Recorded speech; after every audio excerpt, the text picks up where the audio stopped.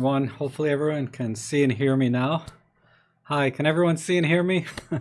Thanks for coming in. Gosh, so many of you here already. Larry and Patrick and Plato and oh, hey, Sefron and Paz. Oh, that's a new name. I don't think I've seen that before. And then Chuck, as always, I appreciate that. Sunny Florida. Man, I'm so jealous. Oh, but it's semi-warm this week. We're in the 40s at least during the day. I mean, it gets down below freezing at night, but killed one of my plants. Hi, Kent. Hi, John. Oh, okay. Wow, I don't even know where to start. I just like to be available if anybody has any questions and just chit chat and photography in general. I've been busy experimenting with the zone system, the Ansel Adams zone system. For digital cameras, because that system was developed originally for film or black and white film, but it seems to apply, from the probably 100 videos I watched this week, on digital as well. And it's panning out very nicely on our Olympus cameras, I think. So once I get some more practice, I've been practicing, just in my dining room. Uh, But I might go out and try and practice like in real life, out in the real world, and see if I can duplicate the kind of results I'm getting here. But that'll probably be my next video is getting better exposure using the zone system. And it's going to involve probably some HDR because my previous video, that I did in my dining room was flash, and that that we were able to bring the highlights in and bring up the shadows using flash, etc. We didn't have to do HDR. And hey, Robin, how are you, buddy? Good to see you here. And that technique, someone had a good question about what happens when you go over the 1/250 of the flash sync that I applied in that video. And obviously, you could try, high speed sync, something like that. But honestly, the first thing I would do, because in that video I was using, in that video, I can't read and think and chew gum at the same time. What was I talking about? Oh, in that video I was using the Godox TT350, and that's a little. This is a little bitty flash, right? Just uses two AA batteries. And high-speed sync really, for that kind of lighting, it's not going to work because high-speed sync just kills the flash power.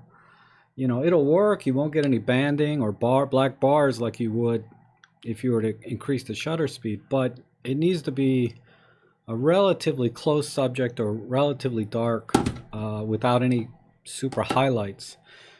And so my methodology in those situations would be to use an ND filter to crush the highlights, and then the flash, using it full power, not in high speed sync, should be able to overcome the ND filter effects.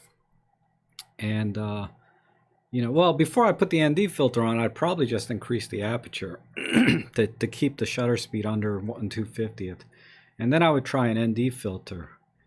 And if that didn't work, then I would probably have to get a higher power flash. And if that still wasn't enough, then I would go to an ND filter. Then I would go to high speed sync.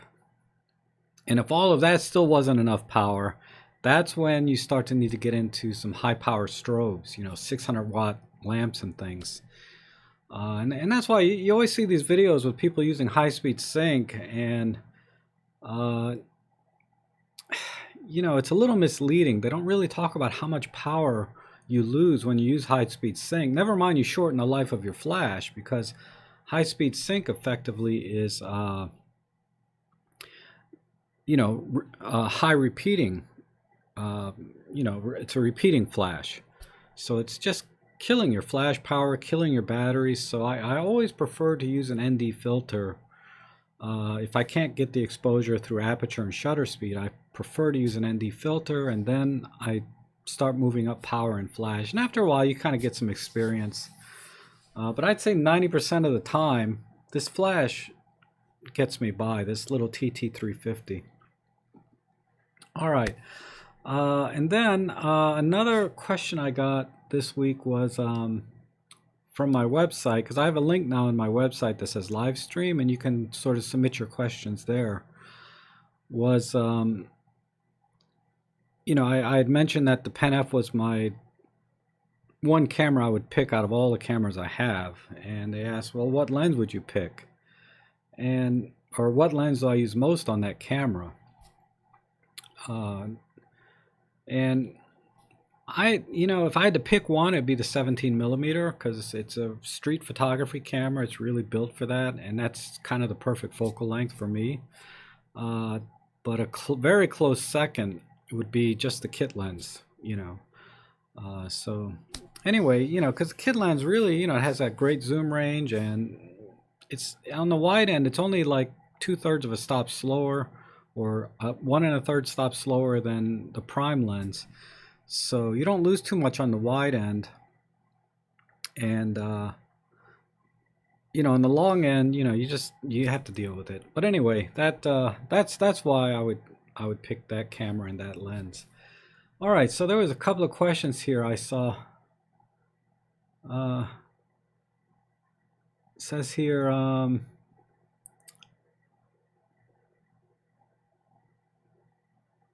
was looking, I think it was from Larry.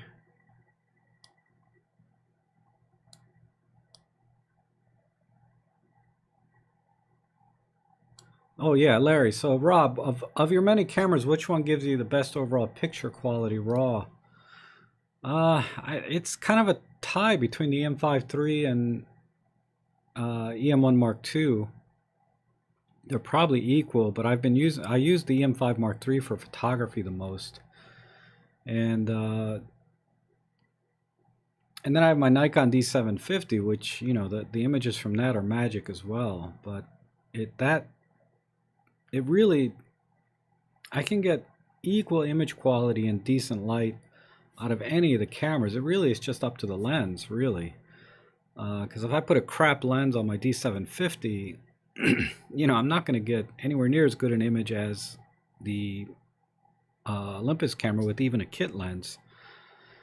I was really surprised that the 35mm f2 lens, which is a very well regarded, it's an older lens, a D lens for Nikon, but it's a very good lens. Otherwise, at least I thought it was. And then when I was doing that comparison last year, it really didn't even compare to the Olympus lenses. Now I've been experimenting actually a little bit with God, this thing is so heavy. I got my 35mm Zeiss lens. This is like $1,000 lens on, you know, my old D750. So I'm going to do some exposure latitude tests with the zone system in comparison to our Micro Four Thirds. But I can tell you my initial results are that it's not that much better with this. It's a hair better. You know, like when you look at the DP review sites and you compare the images side by side, you're like, wow, yeah, there's at least a stop difference there. But in practice, when you start working with the image and pulling up the shadows and crushing highlights, you still have to get the exposure right, you know, to begin with, and then maybe you can try and bring some things in. But if you mess up the exposure, it doesn't matter what camera you have. You know, trying to recover those things in post-processing is going to ultimately mess up the entire image. But yeah, God, picking that thing up. Hold on a second.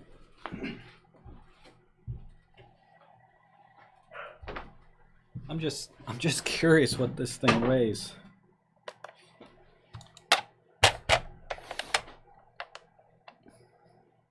Let's see. With that Zeiss lens on there and battery, 1,370 kilograms. And my EM5 Mark III with the kit lens, 440 kilograms. So it's like a third the weight. Ugh. I've been meaning to do that for myself for a long time.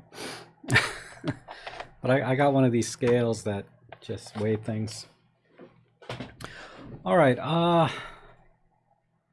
Let's see if there's any other question, because there's one other thing I wanted to share. John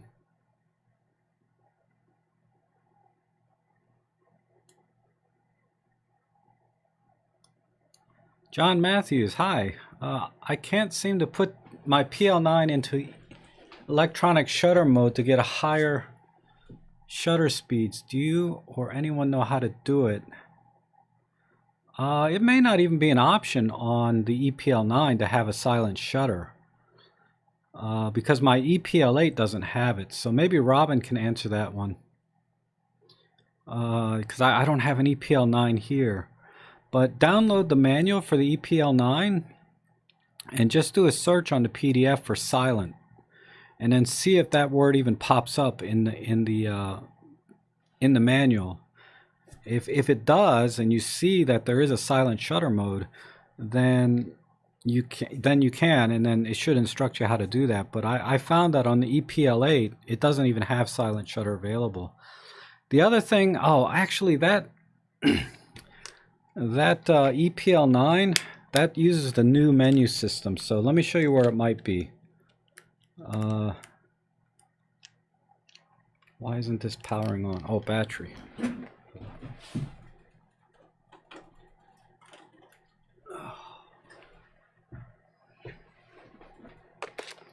I'm going to get rid of this pillow.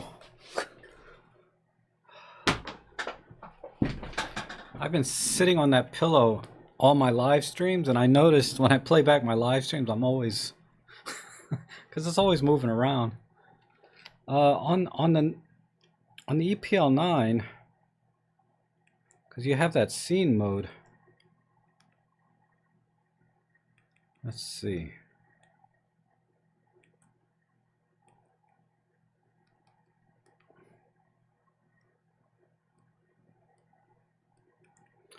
Look, all right, look here.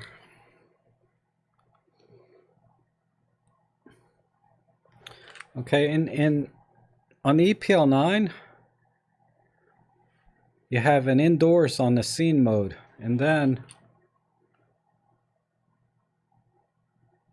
in there, it's like that second icon for silent. So see if it's there. See if it's there.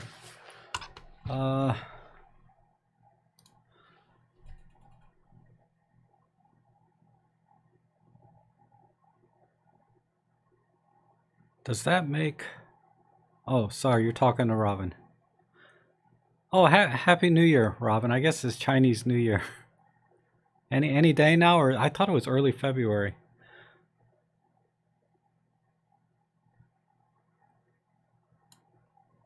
Oh, yeah, and I want to talk about your last video too, Robin, actually. I was going to leave a comment, but since you're here and everybody's here, why not? Let's see. Rob, been doing birding and flight. Leon is saying, been doing birds in flight with CAF tracking with this, but 98% failed in focus. Some people mention the disable IBIS. Using 75 to 300 on about 260 in good light. I think it depends which camera you have, but that lens, the 75 to 300, is a little bit slow, and you need to be shooting in continuous low, all right, not continuous high. So shooting continuous low with CAF, turn off the tracking, all right, and use the use single point if you can. If you can't, use the 5-point focus. Let me get out of scene mode. And then also on the continuous low, go into the menu and turn the speed down, because I think continuous low top speed might be 8 frames per second. I'm not sure what the top frame is, maybe 6. Because I can't remember which camera you have, but whatever camera you have, change the continuous low speed down to 3 or 4 frames per second, because that lens is a little bit slow to focus. And then, yeah, turn off the IBIS, and you need to be at, if it's a larger bird, you could be like at 1/1000th of a second, like a blue heron. If it's one of those small little birds, smaller than a seagull or, like a little sparrow, you need to be at 1/2000th of a second, and you need to be very close. But seagulls and geese, I'd say blue herons, you could probably be at 1/1000th. And if you're really good at panning, but don't use the CAF plus tracking. Use the tracking mode. I'm sorry, use CAF plus single point or 5-point, and then really good at tracking it yourself. And you should get much better results, I think, because I'm closer to a 50% hit rate when I was doing a lot of that. Alberto's asking my favorite portrait lens. It's going to be the 45 f1.8. Who is Saffron? Have to agree. My Sigma equivalent 32 would only be my only lens if I had to choose one. Just a great lens, and I love my 12 to 40 Pro. Okay. Yeah, a lot of people like those Sigmas. I don't have a lot of good luck with them. Or in the past, I haven't tried anything on Micro Four Thirds with them. Because I kind of I didn't like it after I had it on my Nikons, because I had the whole Trinity then. But I mentioned that in the last. Plato's saying this zone system, is that the one Ansel Adam used? Yes, it is. It's where you have like 11 zones, and then like zone 5 is neutral gray, and then it goes out from there. And so I'm experimenting a little bit with that. Fortunately, my learning curve is a little bit shorter on that, because I'm really good at getting the exposure I want now. So adding some structure to it using the zone system is really giving me some new ideas. So I may do a photo walk applying the zone system, and then do a little tutorial on how to apply the zone system with our cameras, because I see so many tutorials on zone systems, and half of them, I would say 9 out of 10 of them suck. They explain what the zone system is, but they don't explain how to apply that to your digital camera too well. They just go, oh, the zone system is fabulous and very powerful, and this is zone 5, this is zone 4. And I'm like, well, what do I do in camera, So that's what I'm going to do, is I'm going to apply it, because like I said, the zone system was originally developed for film, and a lot of times people would shoot in certain zones and then force whatever, like if something is in zone 4, which is a little bit darker than middle gray, but when they go to print, they will print or develop so that that same area goes into zone 3, so it's a little darker. And there's ways you can kind of duplicate that in your camera, because we have highlight shadows things. And of course, you could also try it in post-processing, but there's, like I said, I've been working on it. I took probably about 300 pictures, yesterday and the day before, practicing with the zone system with our digital cameras, so that I can develop a tutorial and then do it in real life, because I just been practicing in my house here.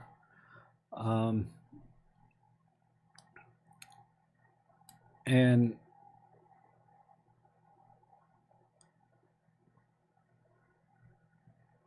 oh, AP mode, I'm sorry. On the EM1 Mark II, you go into scene mode, but I think on the EPL9, to get to the silent shutter, yeah, you go into AP mode. They renamed it on that camera, I think. Thank you, Robin, for clarifying that. Oh, Salanto, how are you? Good to have you here. Have to go get groceries. Yeah, me too.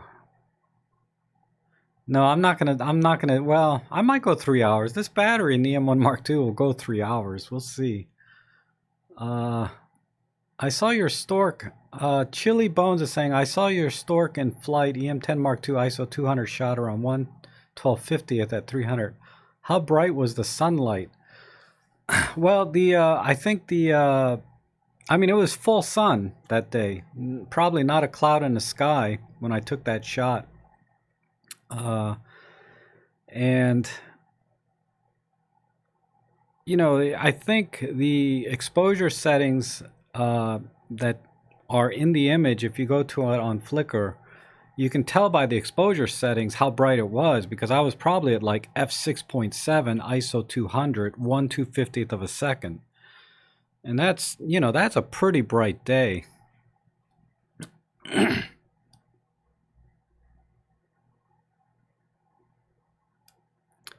Hello, Rob. Greetings. So good to be here.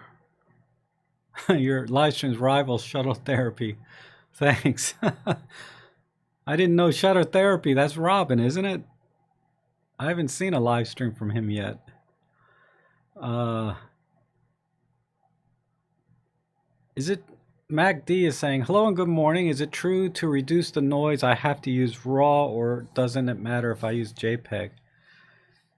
No, the noise will be there whether it's in RAW or in JPEG. The question is, um, usually it's when you're trying to recover shadows uh, that the noise starts to show. So you have a dark area, you're post-processing, and you're pushing the shadows with a slider in Lightroom, and then you start to see noise. And if you're using a JPEG file, you're not going to be able to recover the shadows as well. And the noise may or may not show more in that case. It really depends on the scene. But on a raw image, normally you can push the shadows up, and then you have to correct for the noise. But noises, there'll be less noise in a raw file. Not less noise. Actually, there's more noise in a raw file, but you can clean it up a lot easier. Versus if there's noise in a JPEG, it's going to be difficult to get rid of that. So I would say the question was better. A better answer is it's easier to fix in RAW than it is in JPEG, but there is noise in both. And when the JPEG image is created, the camera actually does some noise reduction already. So when you look at the two images side by side, your RAW and JPEG, your JPEG may even look cleaner with less noise initially. But if the noise is very bad, then it's easier to correct that noise with a RAW file in post-processing.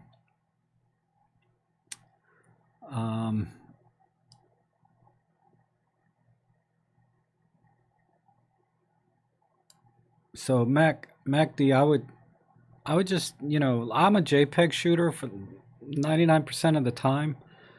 And I don't really worry about noise too much.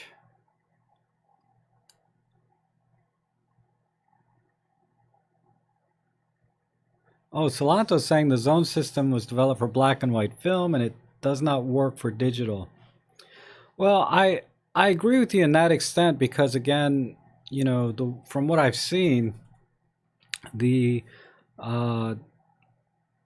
you would shoot with this zone system and then do corrections and post-processing, you know, through development of the film itself or through the enlarger, you know, you would dodge and burn and stuff. And with digital, you can do all of that and you don't really need to follow a zone system. But I think it's good to be able to teach people how to see light in a scene and then understand,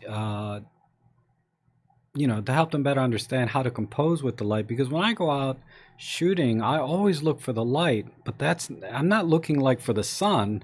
I'm looking at how the light, you know, hits all of the subjects and objects in the scene. And then I'm making a determination of what parts of the scene that I don't care about, you know, and I can let them go crush the black, or I can let them, you know, clip the highlights. And I think using the zone system would be an easier way to explain how I look at a scene in terms of light, and then actually shooting using the zone system. Because when I say, yeah, this is a shadow and this is a highlight, it's a little bit vague, right? There's a pretty big range there. I can say, well, this area's in zone 7 or 8, and this area's in zone 4, and this area's in zone 9. You know, it'll be easier for me to explain the composition of light in the scene.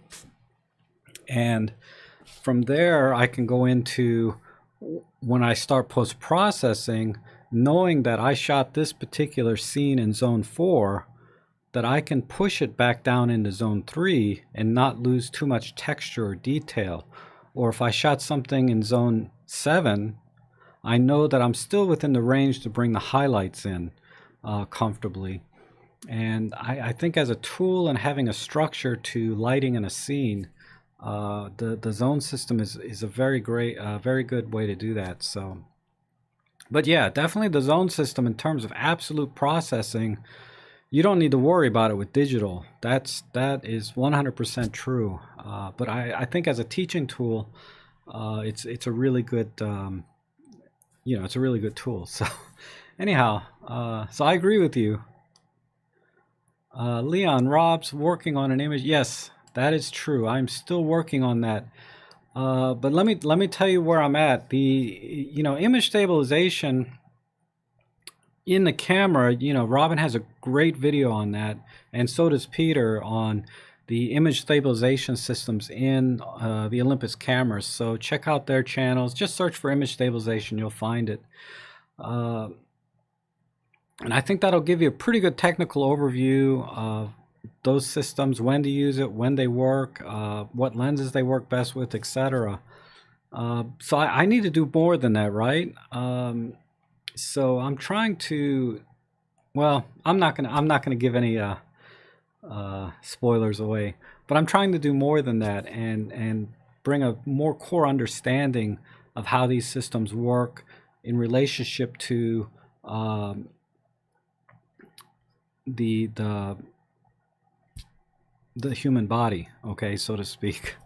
So we'll leave it at that. There's a word for it. I was going to say biometrics, but it's not biometrics. But there's another word that I don't know why I can't remember things. Just getting old, I guess. Hi,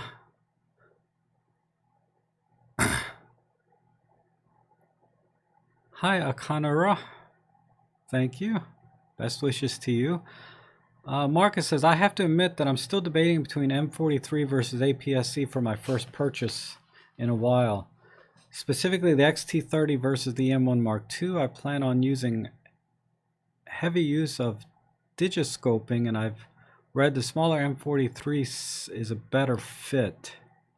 I'm not familiar with digiscoping. I assume that's some kind of microscope. just dissecting the word there, scope, out of digiscoping. If it is better at digiscoping, because any camera should do well, right, in this day and age, it's because of the pixel pitch of the Micro Four Thirds sensor. It has a very, very fine pixel pitch. So that I would imagine that's why. So you actually probably will get a better resolution with the same equipment than you would with, say, a larger camera with a bigger picture, with a larger pixel pitch. That's my best guess, because if you multiply our Micro Four Thirds out, it's not exactly 4 times, right? Because someone tried to say that our cameras are like 80 megapixel full frame cameras because of the pixel pitch. It's not quite that much, but it is a substantial jump if you were to carry that math out.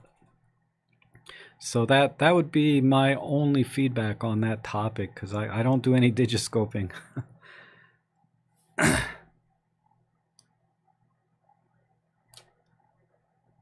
Let's see. ND filters are required for movie recording, and this is really hard subject what to do. I don't fancy taking screw-on all the time, so looking at holders. MFT is not catered for. Do I have any thoughts?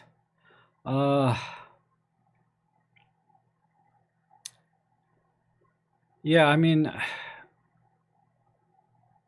I have a what I would do, I would buy, I mean,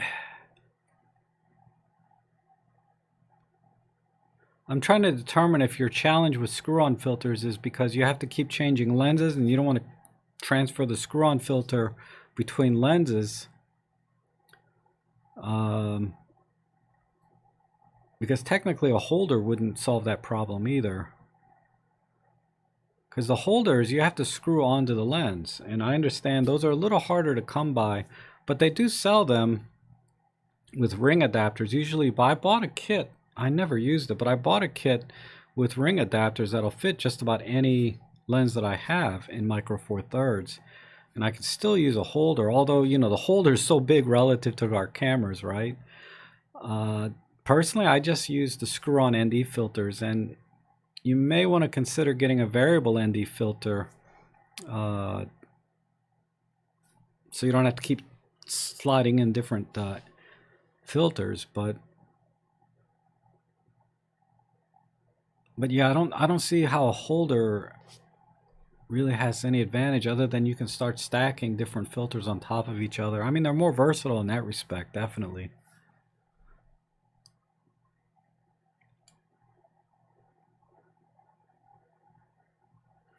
Jack is saying, not the zone system. Saturate the sensor properly, then develop the image in post.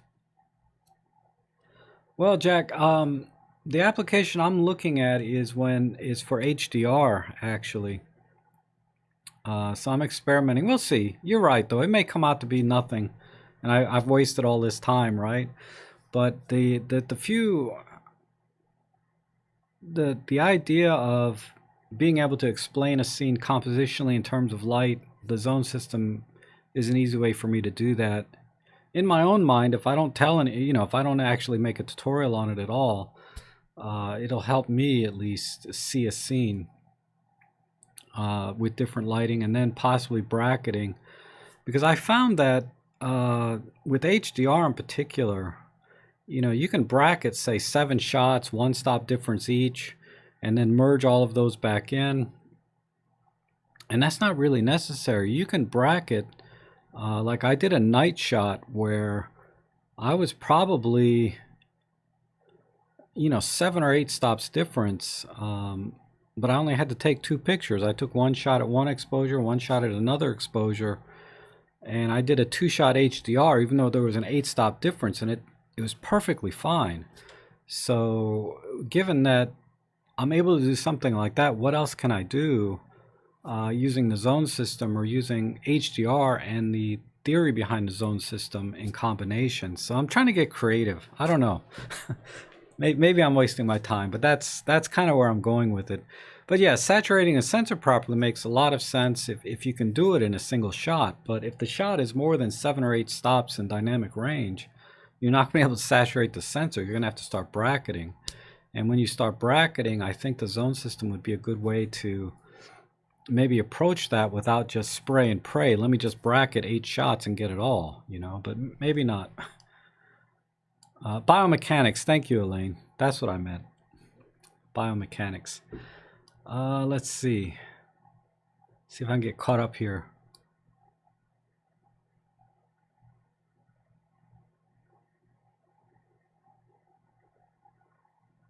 What's wrong with the Freewell ND2 pack variable filters? Nothing. Like I said, I'm not sure what the challenge is with going with the holder versus the screw-on, other than you have to buy a lot of step rings if you're going to use a holder, and then it can be a little bit cumbersome. And I think someone had mentioned that they do make them for micro four thirds, but they're a little expensive. But that's probably because of the mounting is a lot more rigid. There's a certain rigidity when you're using a holder that you're going to need over and above just pushing on your lens mount all the time.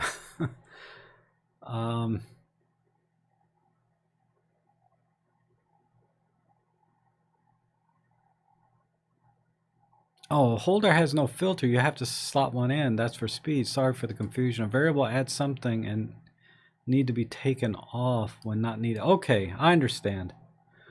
So it's the act of putting the filter on and off on a single lens is the problem with the ND filter. Yeah, definitely.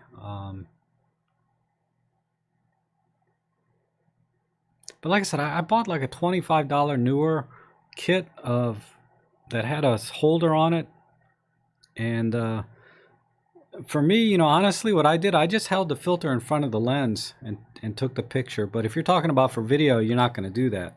But for photography, I just hold the filter in front of the lens and take a picture.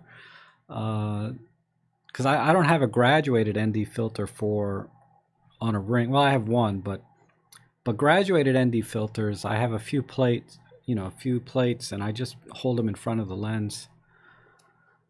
Oh,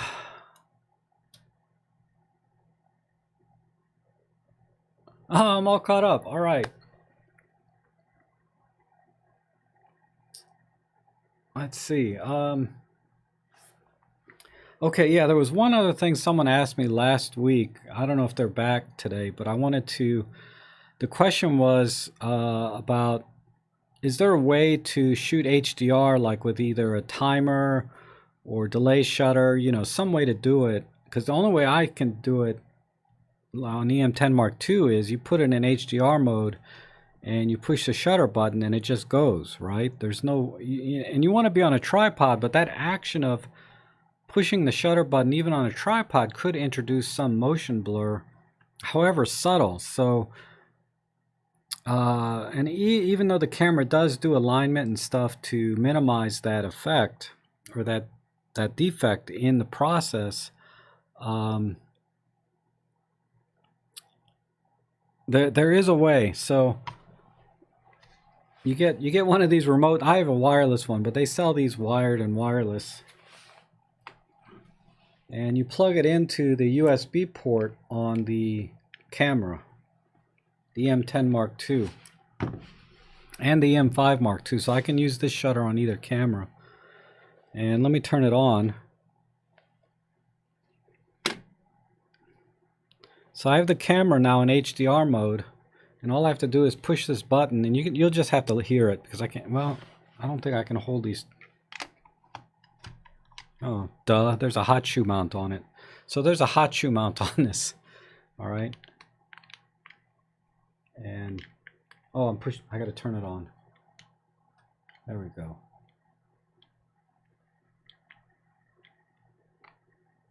Plug it in there. See? So I can do HDR mode just by pushing the shutter button remotely. So that's to answer the person, because I kind of theorized that this would work, but I actually wanted to do it and see. So this does work using a remote shutter in HDR.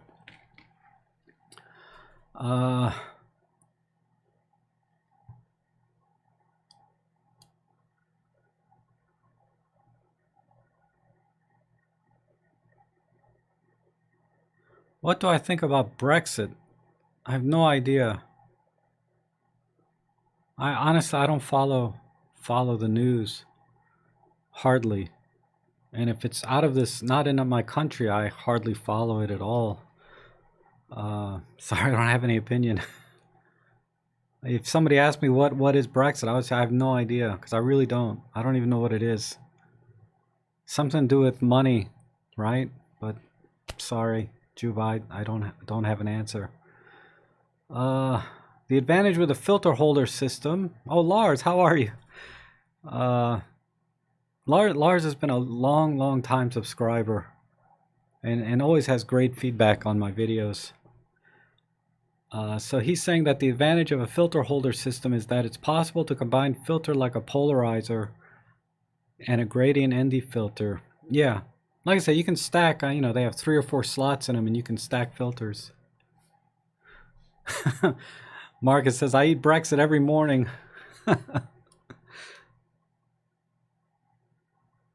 Oh, hi, Juba. I live in the U.S., in Maryland.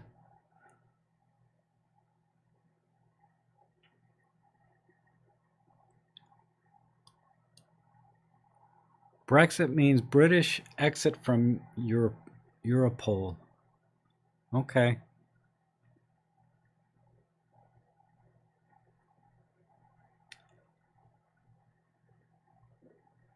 Let's see. Yeah, Plato has a good point. I mean, we don't need to talk about the news, basically, unless it's photography related.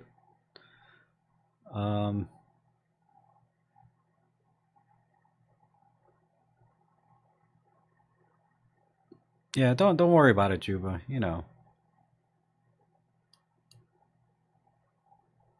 Rob, doesn't Olympus have an app for controlling the OMD cameras from a smartphone as versus the dickhead? It does, but I don't think the HDR function is part of that app. I should have tried that. Let me turn this sucker on. Remote control. Wi-Fi setting. Dang it.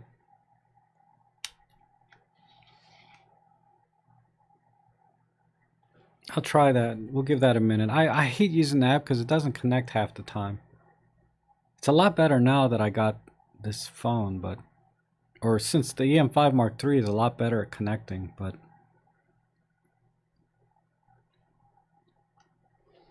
let's see, where is it? It's in the play menu, or at least it used to be. Now it's in the setup menu.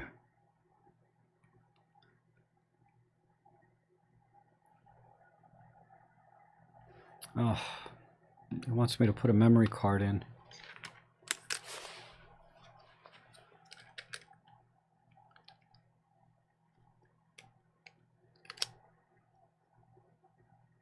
We have to put it in the right way. All right.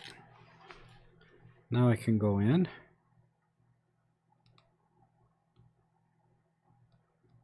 Device connection. Yay.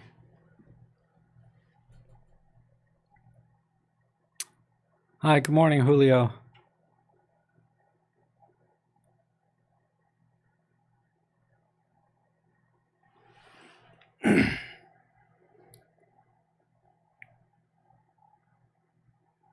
Oh, come on.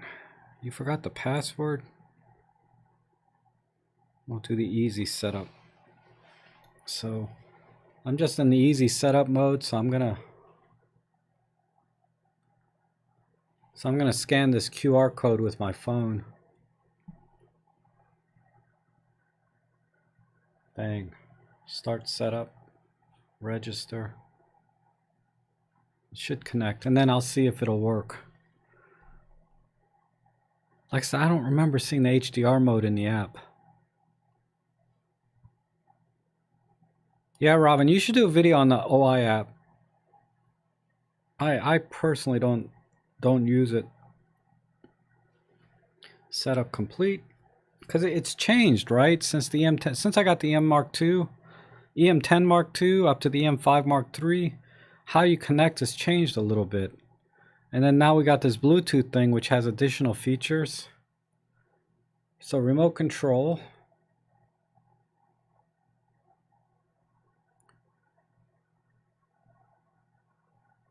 Okay, so here are the controls, right? So I'm going to try scene mode because I know scene mode has HDR in it. Oh yeah. All right. How do I go back? So there it is, see? Under scene mode, there's HDR there. And then I select that.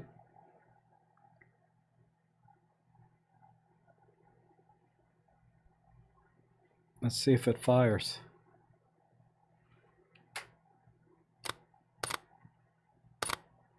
Yeah. I mean, the light is very low, but there it goes. Ah, that works. Okay, so you have scene mode, so you can access scene mode through the app. Let's see.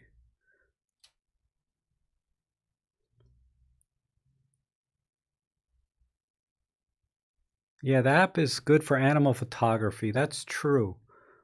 Because you can set your camera up, you know, near some bird seed or something, and then you can go hide back in your house or car, and then as the birds land down to get the bird seed, you can fire off a few frames in silent mode and they'll never know.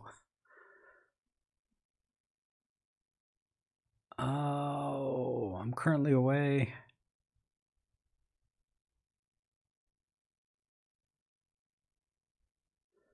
Robin's not in KL. I wonder if that's got something to do with something.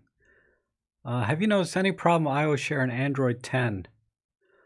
Not really. I mean, I've noticed more problems with different cameras than I have with this, because I have trouble with my EM10 Mark II or my Pen PL8. Like my older cameras, I don't connect as well, but that EM5 Mark III connects every time.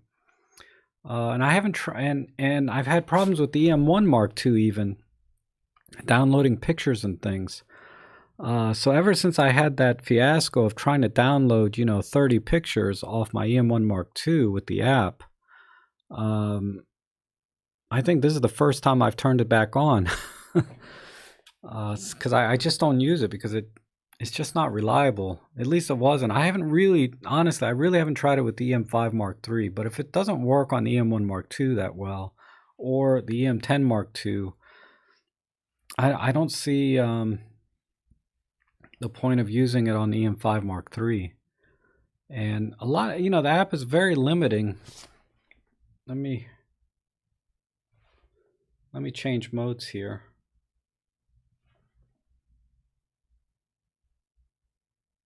Wow, they've upgraded this app. It's got more stuff now.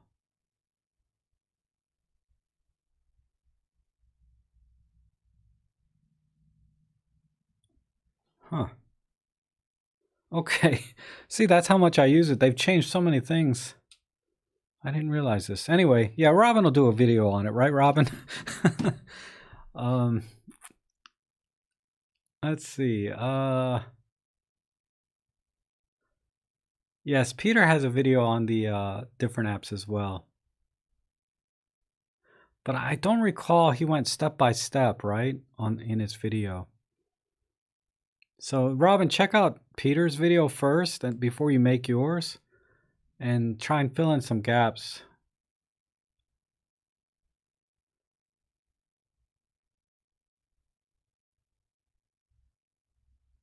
The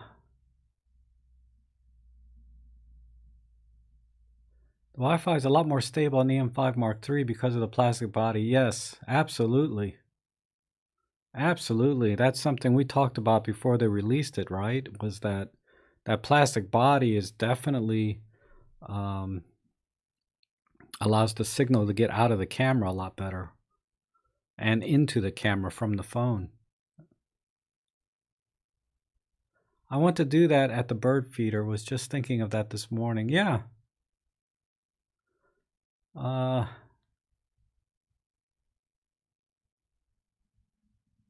Do you know 4 of the comments were found with... Oh, really? Interesting.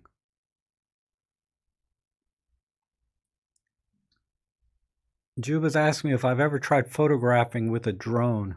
I have not. I got a drone for Christmas from my sister. But the problem is I have to drive about 40 or 50 miles from my house before I'm even allowed to fly it. Because of all the major airports and military bases around here. Like there's a 40 or 50 mile radius that I have. It's a no-fly zone. So if you look at the app from the FAA in the United States, and just put it on Washington, D.C., and you'll see it's a humongous no-fly zone.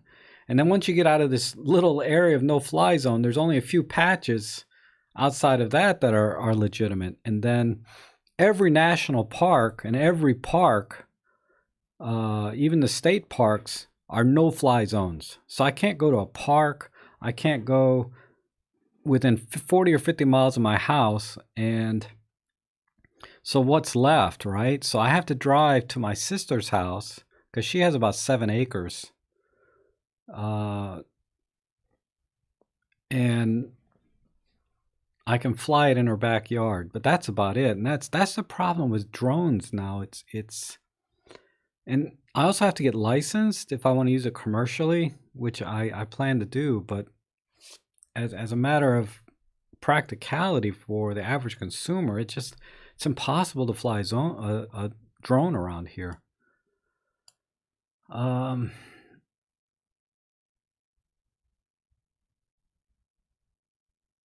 With my own 5.3, I've had crap. So Dave is saying he's had crappy connection with his own 5.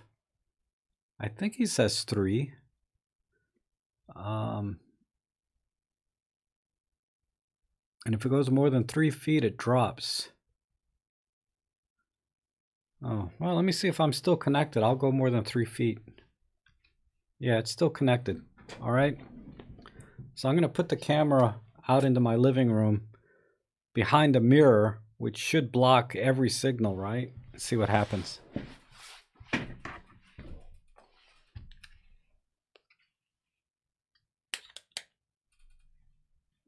So,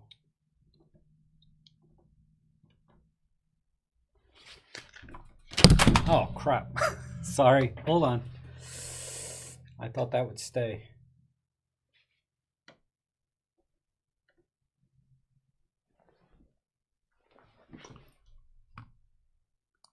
Man, I jacked up everything here.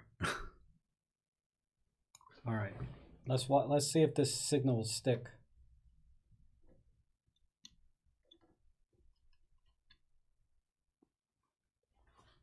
So, I'm going to go out.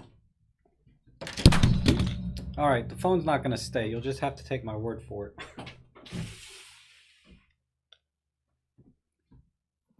Well, actually, I think I can make it stay if I just back this up a little bit. Stay.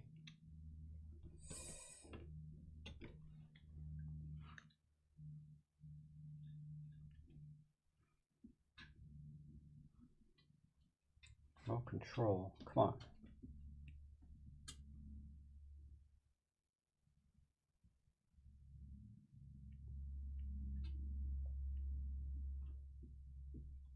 I lost it. Sorry, I lost the connection just standing up. Let me.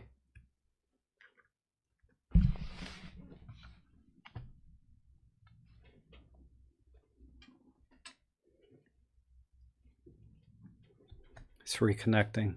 See what if there's any other questions here since I messed up. Julio is saying when he went from Android 7 to Android 10, the app freezes on him now.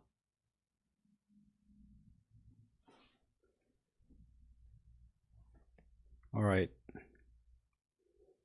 This has reconnected.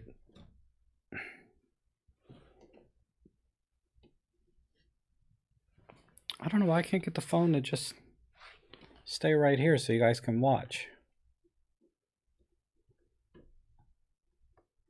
There, that ain't moving. All right, I'm gonna go out to my living room and see.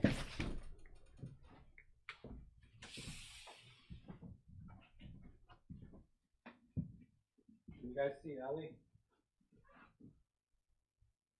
You gotta do dishes.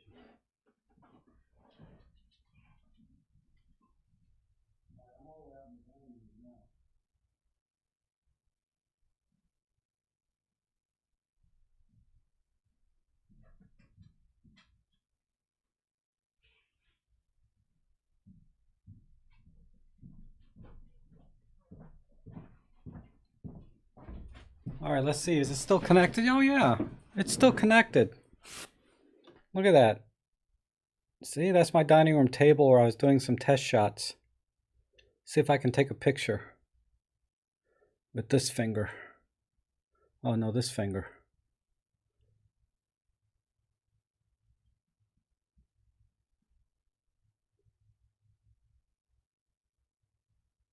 Oh, what is it, a 4-second exposure? Why is it taking so long?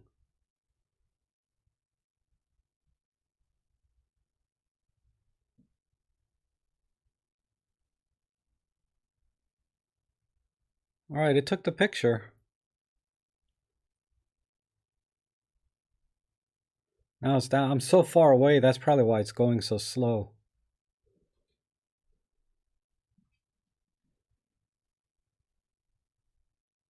Oh my God. This is brutal. See, this is why I don't like using the app, man. This just stresses me out. I'll let you know when it comes back on. Good luck with that video, Robin.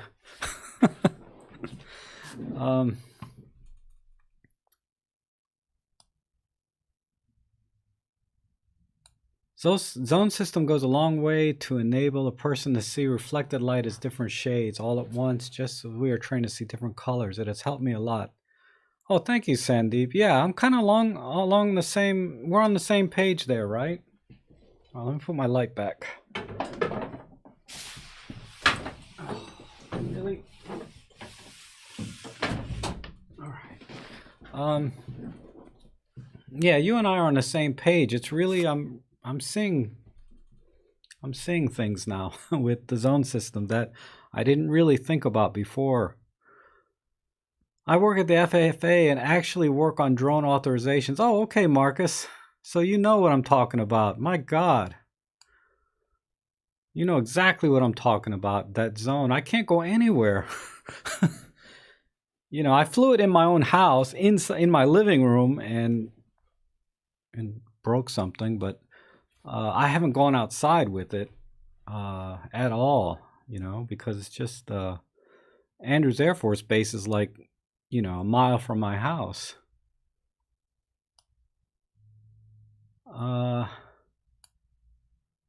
No, it was using, I don't know what Terry's talking about. Greetings, Ray. How are you? Okay. Let's see. I use the app to take some group pictures that, oh, did it come back? Oh, see, look.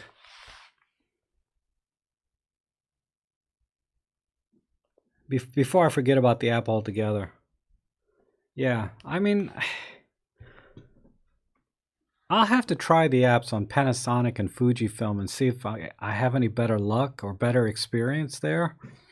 But I don't suspect it'll be any better. And I haven't even tried the apps with the other cameras because my experience with the Olympus app is so bad. Does the noise reduction matter for RAW? Oh, hi, Ray. No, it doesn't make any difference. Your RAW files are the only thing that affects the RAW files of all the settings in your camera really is the ISO. So increasing the ISO will add noise to the image, right? And lose dynamic range. All the things that you hear about high ISO will affect your RAW files. But the noise, oh, I'm sorry, hold on. Noise reduction is different than noise filter. The noise filter will not affect your RAW file. Noise reduction does. Noise reduction, that's the one that it takes a second picture or a black frame from the original one. So if you take a picture, let's say, and it's for long exposures, like 1 or 2 seconds or longer. So let's say you're taking a 10-second exposure, noise reduction feature will take another 10-second exposure with the shutter closed. And during that time, it looks at, you know, after it finishes the second picture, it will look at that image and look for noise in the picture that should be completely black. But if there's any noise, it'll show up as color or white spots, you know, things like that. And it'll subtract that noise from the black image or the black frame from the first image. And then it'll write to the RAW file. So yes, the noise reduction feature definitely helps your RAW files by taking that second picture. Hi, Rob. Is it right that the upper limit in ISO at creative mode is 1600? That doesn't sound right. If you're talking about the creative mode on the Pen F, no, I can use any ISO at all, the creative mode dial. If there are creative modes on like a EM10 Mark III, I'm not as familiar with that. If there are limitations there, so because I don't use it at all, but that's a good thing to look for because I am testing. I need to make a note. I'll make a note and figure it out by the next live stream. Maybe Robin knows, but dang it, where is a pen now?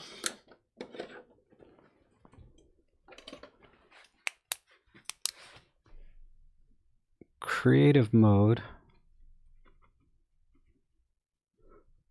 ISO limits.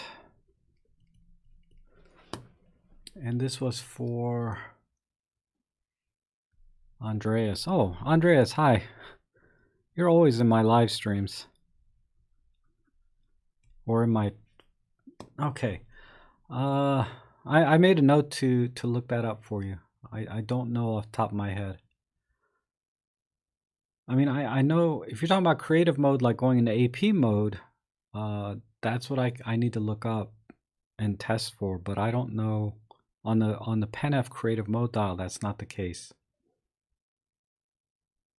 Oh, you saw my house.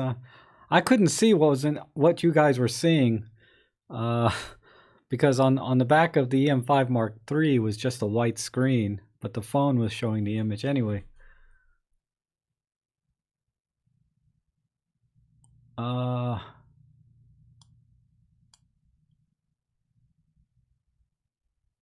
Robin's asking, I enabled HDR. I probably did, but it shouldn't matter what mode I'm shooting at that's available in the app, right?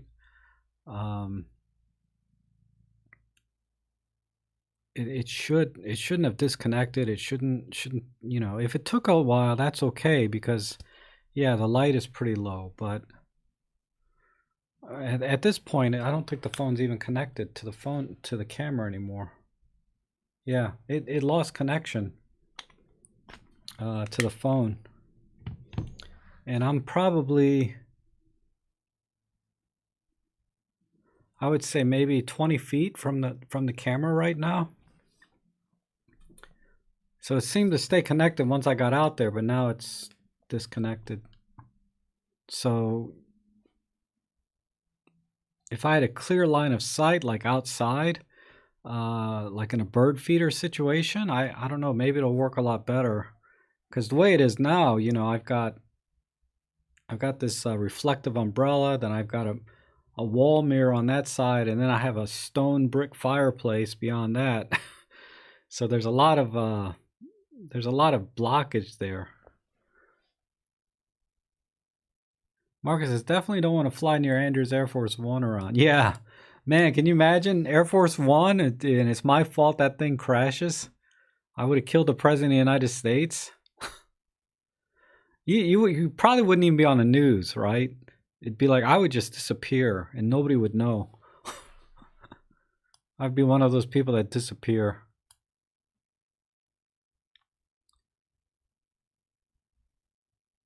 Tony's saying if it's over Bluetooth, it has different ranges. No, this was the Wi-Fi signal, because I connected through the Wi-Fi app, and because my internet disconnected from my phone to connect to the to connect to the camera. And I think Bluetooth is mainly for something else, like GPS information and stuff like that. But like I said, I don't use the frickin' app enough to really care about it.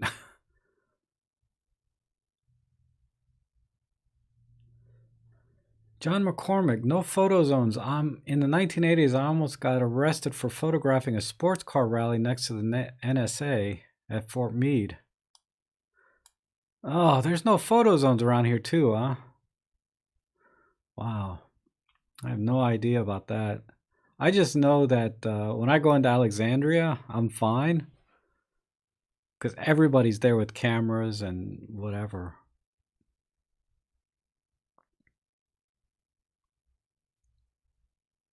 Olympus was really proud with the 9-18 millimeters lens design. They pioneered to keep the lens small yet super sharp. I've heard so many good things about that 9-18, and someone asked me what lens would I recommend for real estate, and I said the 7-14 Pro, but for less than half the money, the 9-18, you know, it's a really good alternative. Looks like Olympus might introduce an 8-24-ish f4.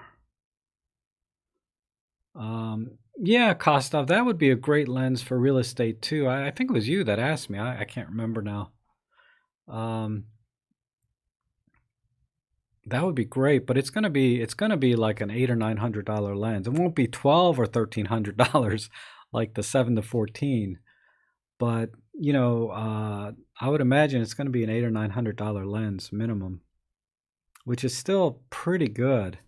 Because like I said, with Olympus lenses, I never worry about the image quality, uh, given the prices that they're at. I think the primes, the 45 millimeter f1.8 is like a super bargain. All of the primes are priced appropriately and a very good deal. The pro lenses are expensive, but you get what you pay for, right? In those cases, I don't think they're overpriced. I think you get what you pay for, and if you can get a good deal on them, all the better. But uh, never had a problem. And then with Nikon and all the other brands, that's why there's so many channels on how good is this lens, right? All these lens tests, because there's some duds across the range on every brand except Olympus, in my opinion. Um, because there's a lot of third-party lenses too for Micro Four Thirds and the other brands, and they're always testing those things. And they're like, yeah, this, that, the other thing. Just anyway. Dave's asking, what with the remote shutter trigger, what kind of usable range from the camera have I experienced? Uh, it has to be in my pocket. Then it seems to stay connected. So I honestly I haven't tried it with any range. Like right now, I'm 20 feet away and it disconnected. Um, I think if I had a clear line of sight, 20 feet might be it, but I don't know in practice what I can really get,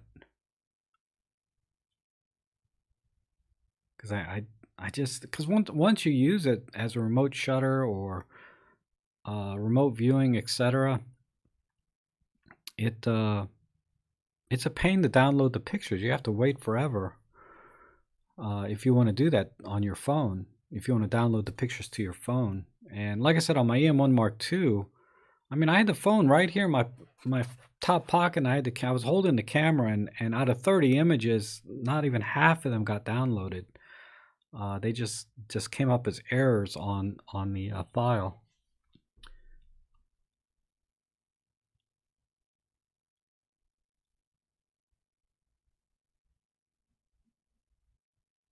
Rob, do you still use the 8 millimeter? Yes, all the time. That's my go-to lens for my real estate photography. That's kind of my workhorse lens now. I really want to get out and do some astrophotography with it though. And actually, it would be a really cool lens to use for vlogging because you get this really wide field of view. But my problem is I'm using a free version of DaVinci Resolve. So if I vlog with it, I'm going to get a fisheye look. But with DaVinci Resolve, you can correct for that, but you have to buy the full version. So that's why I haven't really taken it out for vlogging. But yeah, I use it. I use it all the time in my real estate. I usually take my 45 millimeter. I'm sorry, my 14 to 42 kit lens and my 8 millimeter fisheye lens, and that's all I normally need for my real estate jobs. Unless it's a bigger like space, then um, I may take like a regular 12 millimeter rectilinear.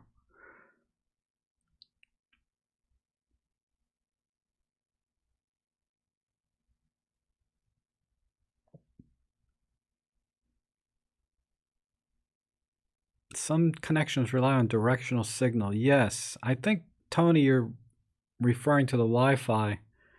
Uh, I don't know what I don't think that because I know my routers and things that I have in the house, they have beaming where it'll tighten the signal up.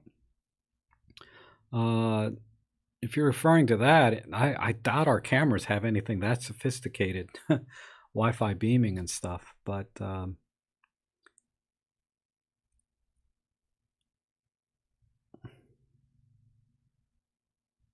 called M75, which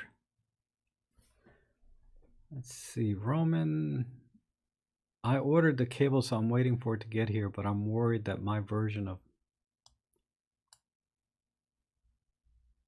Oh, Elaine, I'm sorry. You're talking to Roman. Yeah, you were ordering the data cable, right, Elaine? They're all the same across the cameras except the EM1 Mark II and the EM1X. They have USB 3, but everything else is like this weirdo USB. I tried this last week. It looks just like a regular USB, but it's just a little bit taller. But,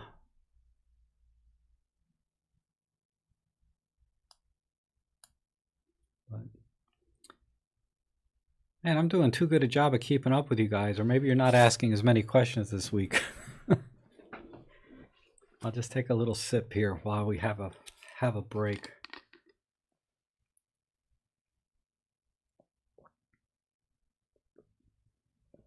I haven't used any 7 Artisans, Roman. Like I said, I was thinking about ordering maybe one for my Fuji because I didn't want to spend more than $100 for a lens. Let me look at my... let me see if I kept them in my shopping cart here.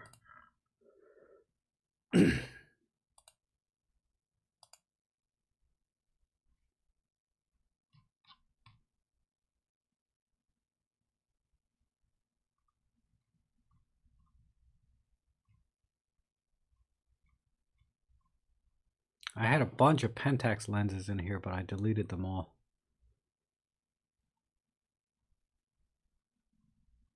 Nope.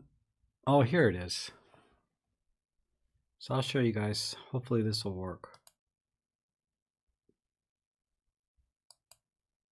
This one here. 7 Artisans 12mm f2.8 for the Fujifilm X mount. I was thinking about getting this. I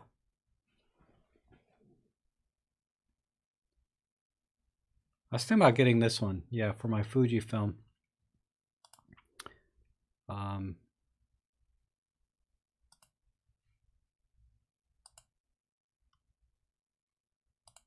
Where did you guys go? There you are. If you could only use one body and one lens, which ones? Pen F with a 17mm. It's kind of a toss-up between the Pen F and the kit lens, or the Pen F and a 17mm. I'm leaning towards a Pen F and a kit lens, the 14-42.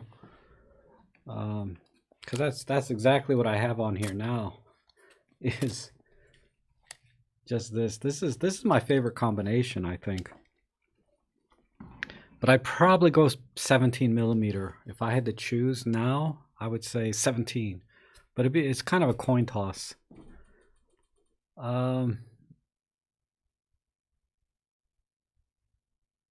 Yeah, $188. That's US dollars, if in case people didn't catch that, on the 12mm f2.8 7 Artisans. Rob, you did a video on fisheye correction using Olympus free software. Yes, I did.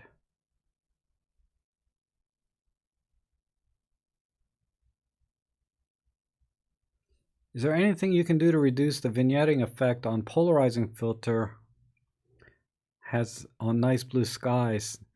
Not really. You can they sell polarizers that are supposed to eliminate that effect, but all you can do is dial in less polarization until that effect goes away. But it happens a lot with particularly wide angle lenses. So if you're shooting at 14mm, you know, all the way wide, or 12mm or 8mm, it's really hard to avoid polarizing effect on a sky, because the field of view is so wide that the lens is seeing around those polarized parts of the filter, right? So straight on, you know, the polarizer is probably fine, perfectly in line with the sky.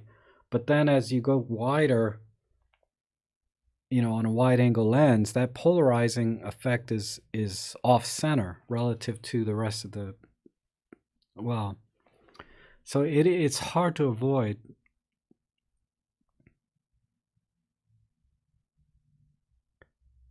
So all you can do is just dial it until the center part is pretty equal to the rest of the image, but then the overall effect of the polarizing is reduced because you're adjusting the polarizing for the center so that it's not out of sync with the sides. And yeah, there's not much you can do really with wide angles. You just have to shoot tighter.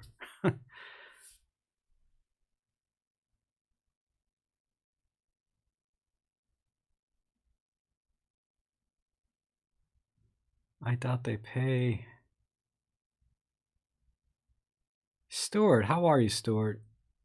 I love the Q&A time and a question for you. Thank you. What do you think of the Panasonic DFD versus contrast only? All I have is a GX85, and I don't even know if that uses DFD, so I don't have an answer for it. I don't have any experience with Panasonic. All I can tell you is that my GX85 in very low light doesn't focus as well as my Pen F in the same conditions, because I took them out side by side and I had the same exact lens on them, a 25mm Panasonic lens on both cameras, and it didn't focus as well as my Pen F. And my Pen F, of all the cameras I own, that has the worst focusing of all my cameras in low light. I think in good light, no problems. It's indistinguishable, you know. But yeah, I don't have enough experience with DFD to give you an opinion. How would your modern camera be? I don't know what you mean. How would your modern camera be? What if you could rephrase that question? I'll try and answer it.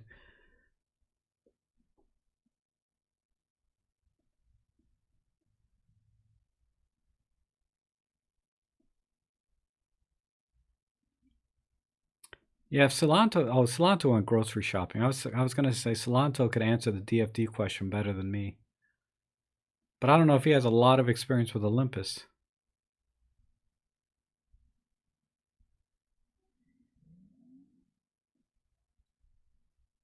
Yeah, John, I mean, which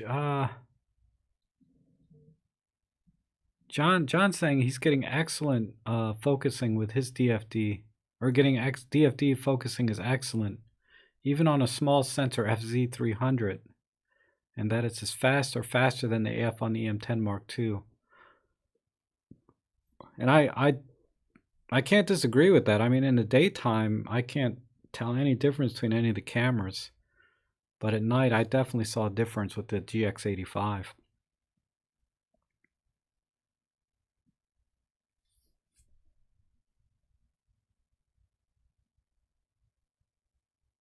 Oh, so you were looking at a GX90. That's their newer version of the GX85. I'd probably get a GX85 and save a few bucks, but or just, you know, for that money, the GX90 is not cheap. I would get an EM5 Mark III if you don't already have one.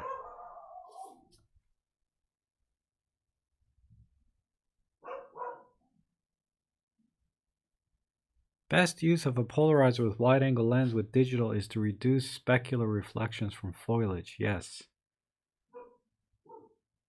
And Roman is clarifying his question about modern camera. I mean, new features, ergonomics, menu system, look of the camera. Fuji, Olympus are keeping the 50s design, which is not modern. Oh yeah, that kind of goes back to Robin's video, right? Like everything wrong with cameras. Okay, I'm gonna need a drink for this one. A rant is ensuing. Well, maybe not, but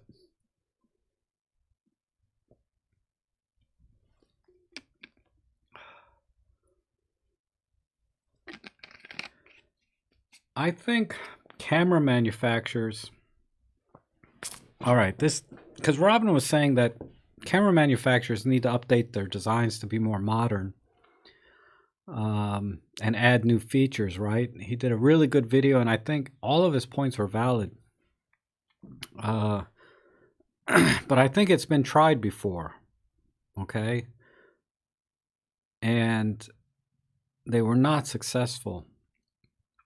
So what would be an example of that? Well, Samsung came out with an Android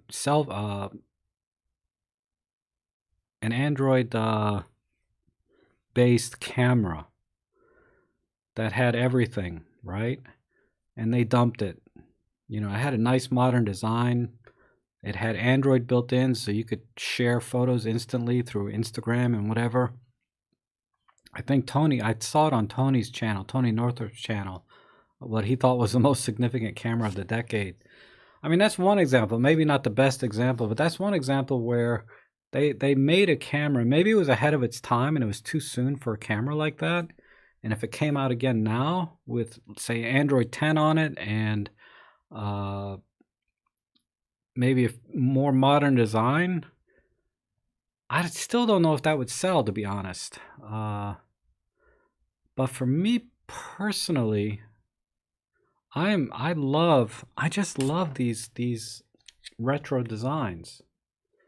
I don't like my Fuji. Fuji's okay. It's better than Nikon. This Nikon is a piece of crap in terms of looks. It's definitely form over or function over form. The camera, it feels great in my hands, and I can get to all of the buttons here. Functionally, this is pretty solid. But yeah, this to me is the camera. I just like these designs, and it's all very subjective. But I think, and I've seen over time where cameras came up with very, very fancy designs, very modern looking designs that still didn't sell well. They didn't continue them. Like that red Ferrari pocket camera from Olympus was pretty awesome. Man, I wish I could quickly find these things, because I'm looking for them for myself as little collectibles, like shelf pieces that I can put up.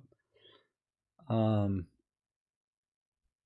I don't know if changing designs modern to a more modern design is really going to help the camera industry, or going into uploading to the cloud. Everything he talked about makes sense, but I don't think any of those things in practice from a business standpoint would make any difference.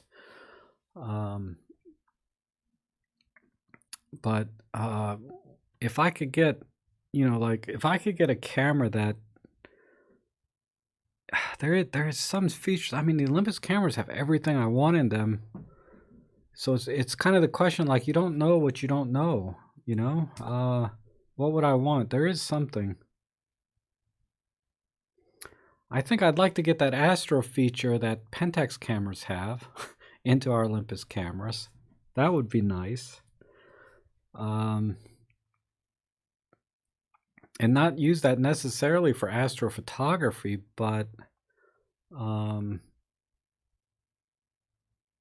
for other things, because that technology, that high-res handheld high-res shot is like one application. I think if they could implement sort of an astrophotography function into it, I don't know. The cameras, I'm really content with the way the cameras are now. I don't have any wants, really.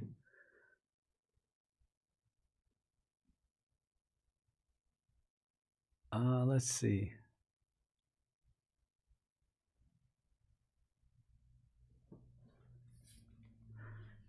Sefrin saying he did some night photography with the G9 and you won't be disappointed with the focusing speed. Yeah, I'm sure the G9 has probably got a kick butt system for focusing.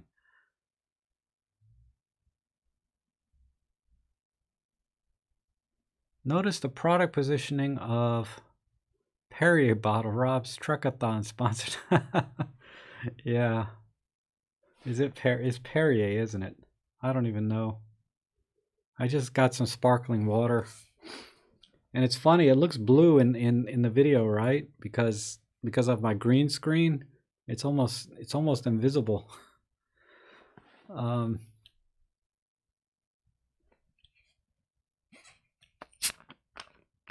Yeah, I'll have to go to your video again, Robin, on everything wrong with cameras today, and watch it one more time, and then leave some feedback in the comments and read what other people had to say, because as you're going through all of the different things, I was like, they've tried that. They've tried to modernize the camera designs in the past. They didn't sell. Um, and then all this cloud storage and functionality, people like the Fujifilm X-A7 doesn't have that many buttons. They're relying on the touchscreen on the back. And the feedback I'm hearing from that is people don't like it. They want buttons. So I don't know if going to a more touchscreen based orientated type camera is going to work, because based on, but we'll have to see how the X-A7 does. But so far the feedback I've seen has not been good because of the touchscreen. And so that was the other thing. And then the cloud storage thing, it's just too slow right now. And 5G is not everywhere. And even if it is, man, what's going to happen is they're going to start making you pay for that bandwidth. I don't know how all these people tell me they got unlimited storage and unlimited Wi-Fi and unlimited. Where I live, man, you got to pay for everything. It's you got to subscribe to something, and even when you subscribe, nothing's unlimited. I got a 3 gigabit limit on my phone. So 3 gigabit, right? And that's, what do we shoot with 64 gig cards? So 3 gigabit, it's going to be gone in one photo shoot. Never mind. So clouds, and then you start paying for it. It just, there were just so many things there, Robin, that I don't know, if it would really work in places like where I live, where everything costs so much freaking money to have cloud. Unlimited storage just doesn't exist here. You have to pay. Anyhow, if somebody knows where I can get unlimited storage for some fixed amount, let me know. In the USA, I just don't see it.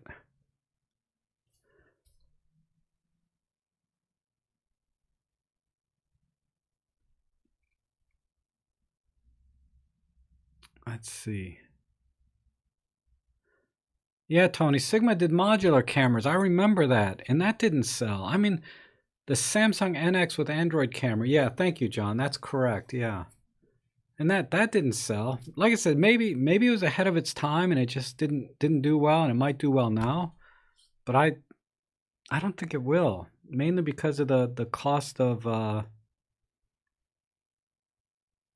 to use it to its full capacity, where you have this cloud storage and uploading. But eventually you're going to have to take the SD card out and put the pictures on your computer. At least here, there's no way.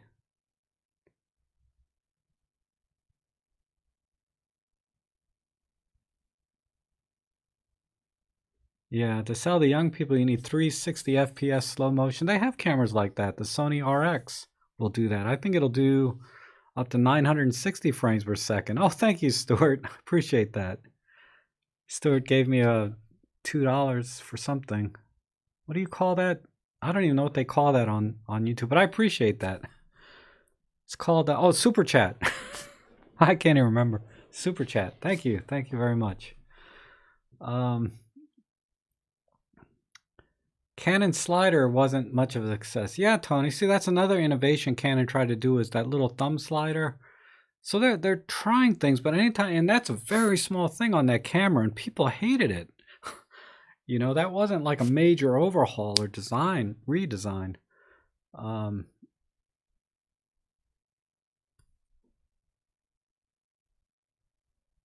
And Plato thinks it's generational. If they want to bring in young people, they'll need to adapt. I agree with that 100%. I don't know what that is, because I'm not young.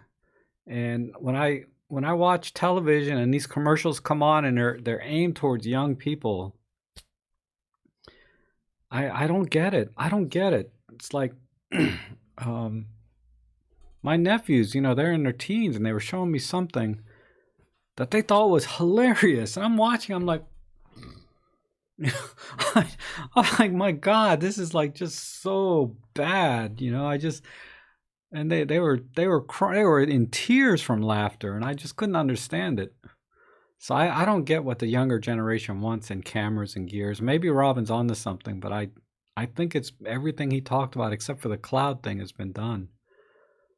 Uh, why has Sony had such a rise in popularity? Still trying to figure that one out. Well, Sony, okay, I can tell you from personal experience because back in I think 2012 is when I started shopping for cameras, like a real interchangeable lens cameras. Because up to that point, all I had was these little point and shoots. Before I bought that Sony, this is the camera I bought, I think in 2000. I don't know. It's been a while. This is the Fujifilm F10. This might have come out in like the year 2000 or something. I can't remember. Oh, there's memory card in there.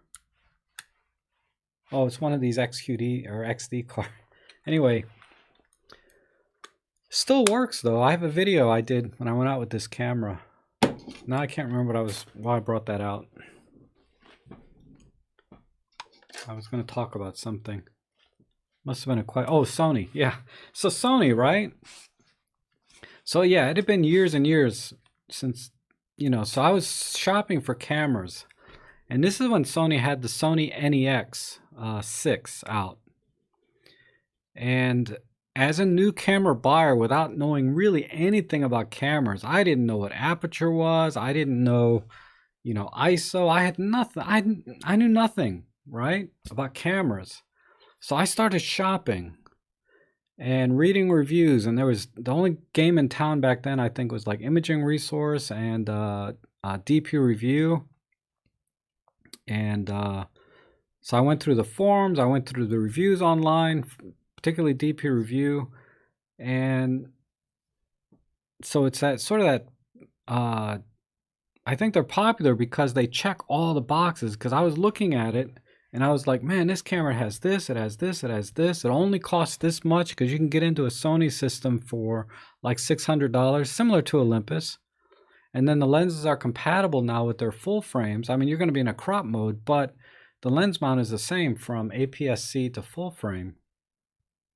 And back then they didn't have full frame cameras, so that wasn't a concern. But and they have a lot of retail outlets. I can go to any Best Buy, in my area, and they'll have a full line of Sony cameras. But not every Best Buy in my area has Olympus cameras or Panasonic. They just don't have them. Time to time I'll see them, but not like the Sony. So it's a matter of their retail distribution channels, and they're checking all the boxes in terms of feature sets and things. And when you read things like, oh, the handling is not that great, because they do talk about, the handling is kind of a small camera. I looked at those things. You can, as a new buyer, you kind of blow those off because you're like, oh, it's just a camera, right? I can hold it. So you kind of blow off sort of the things that actually really matter in a camera other than the specs, right? So I think it's really the Sony marketing is just kicking butt between their retail distribution channels and their marketing plan now currently with social media influencers and things like that. So I think that's why they're taking off. And ultimately, their quality is very good in terms of the image quality. It's very good, but I got out of the Sony system within the first year, I think, because after I started shooting with it, I couldn't deal with the handling. I just couldn't stand it. Because my nephew, I bought a Nikon D80 and let him shoot with that, and I was like, man, this little Nikon D80 is nice, and that's when I switched to Nikon with the Nikon D80, and I still have that camera. And then I went to a D7100, then a D750. But anyway, that's what I think. I think it's mostly marketing.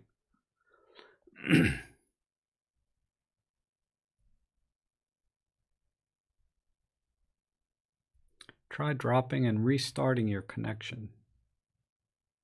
Let's see. Yeah, see, Marcus is also agreeing. You know, they have a ton of Sony things and no Olympus. So yeah, it's just a marketing. You know, I don't know what they do, but um, you know, as a distributor and you're trying to get a retailer to take your product, you can say, look, anything that doesn't sell, we will buy it back, right? And we will pay for the display stands. We will set up things. We'll send out reps. You know, so they have to invest a lot of money into a retail chain for them to take you on. And those are the things Olympus needs to do to really break into their retail chain. But I don't know if they can invest in something like that. You know, just subscribed at the Olympus site. Okay. Best Buy has one Fuji X20 demo, none in stock, and one G7. Yeah, tons of Sony, less Canon, and even less. Really, not much Nikon left over there. Wow.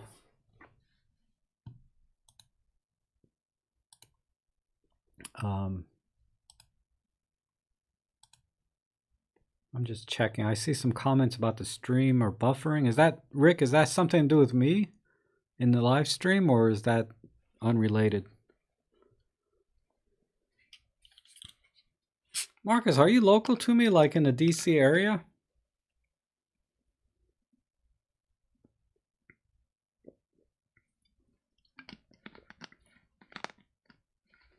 Yeah. Hey, Lauren, how are you? Did you just come in? Because I haven't seen you since I started. She says that Sony is the ace and Apple is the ace.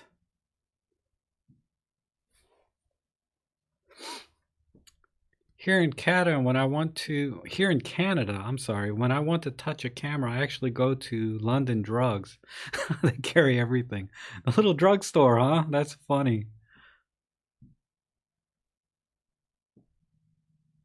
Sony has the only mirrorless option against DSLRs at the time, and I bought one to adapt to my vintage lenses. Yes, that's true. That's true. That may have been. That was the other thing you reminded me. Thank you, Patrick.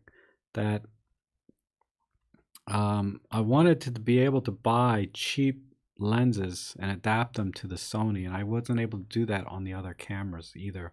That played a very small part of my decision. Not that wasn't the main reason I bought it, but it was definitely a side benefit after I bought it.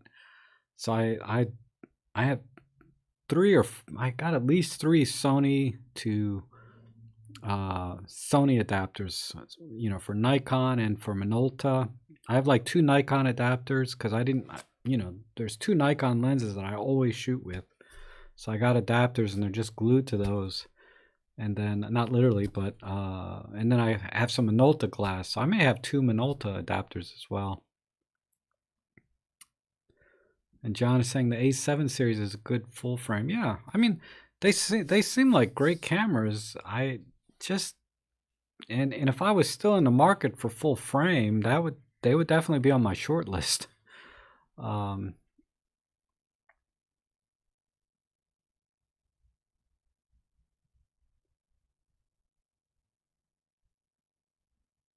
oh, okay. Thanks, Rick. So the technical issue is on their end.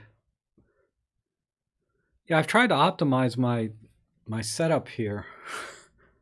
Um, and you know, Robin, I did fix I think all of the issues that I was having. I think I emailed you about that. If you're still here, I think I fixed all of those things.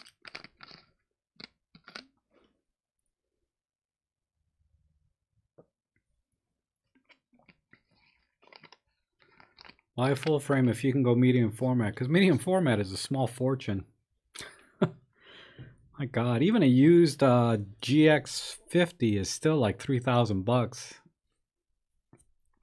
$3,000, you know? And honestly, I'd rather get into large format film, 5x4 or 6x9 120 film. I'm getting kind of excited about that again.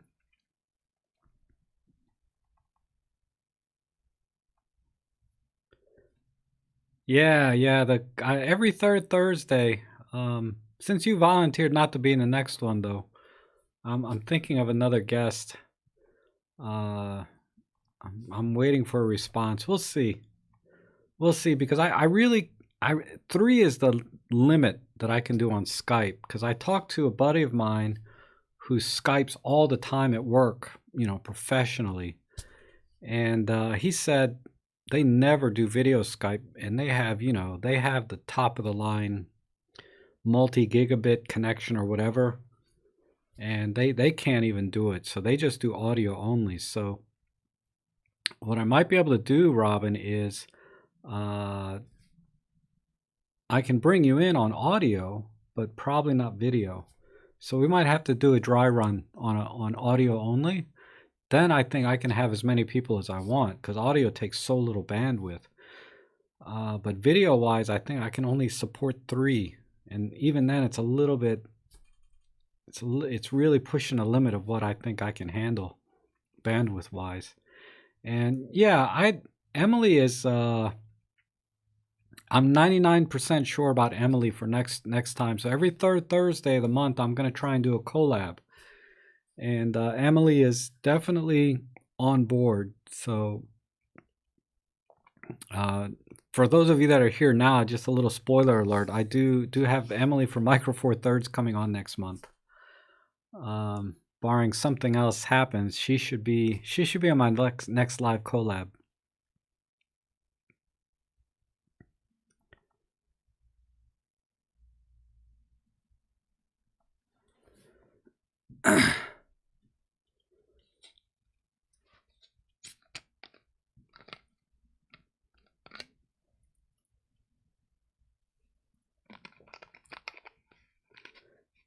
Oh, another Trekathon. Yeah, hopefully the next one will go smoother in terms of, the technical side.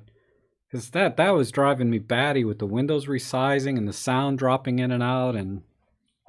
But yeah, as soon as Jimmy got off and I was down to 3 people again, at least the video side stabilized to some extent. And all I had to do is tweak the audio, and I fixed a couple other things that I think will help. And I think the next Trekathon or collaboration will be a much smoother experience for everyone. And I'm gonna start asking for questions actually. So if you have any questions that you want to ask in the live stream, but I'm not 100% sure on the guests yet. But if you have any questions,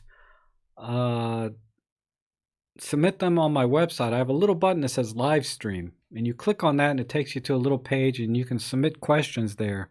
And it doesn't ask you for your email address or anything. All you have to do is put your name, right? Whatever name, your screen name, your real name, I don't care.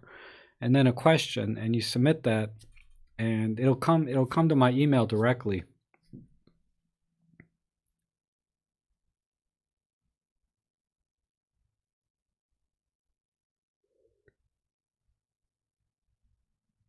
Please do a live collab after the M1 Mark III. Yeah, it's after the M1 Mark III. Because I think they said the announcement's on February 12th for the M1 Mark III, and my collab is the third Thursday, which I think is February 20th. So it'll be after that.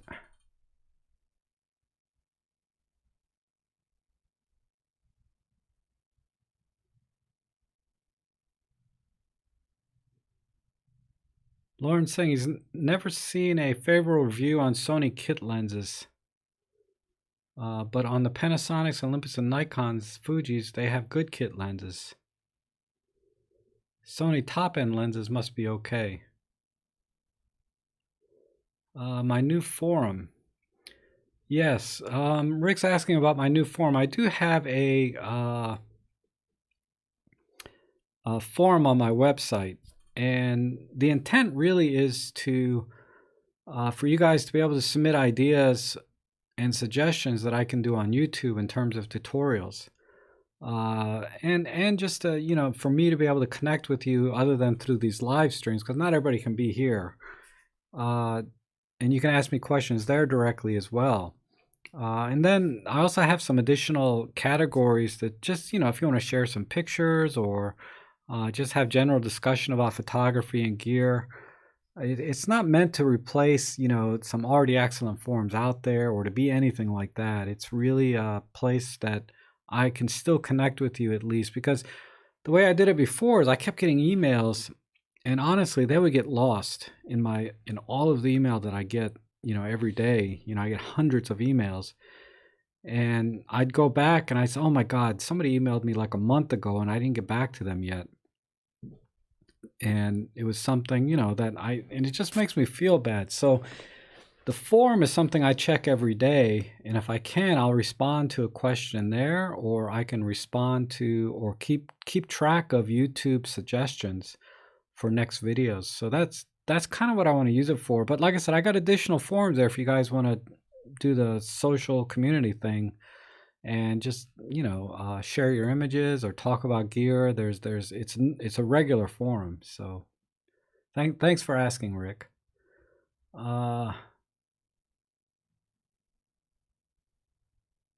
Yeah, Solanto doesn't think the Fuji medium format is worth it because it's not much bigger than full frame. Interesting. Yeah, I don't know. I'd rather shoot film if I'm going to do medium or large format.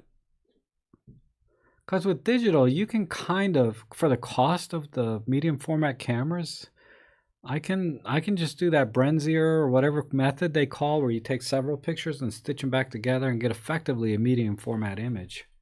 I know it's not the same, but I'm not that excited about medium format digital. I'm more excited about shooting film in medium or large format. Rob, is there any way I can find out if a camera I just bought is stolen without the poo-poo breaking? I don't know, honestly, Elaine. I have no idea how to check without the po-po breaking down my door. I really don't know.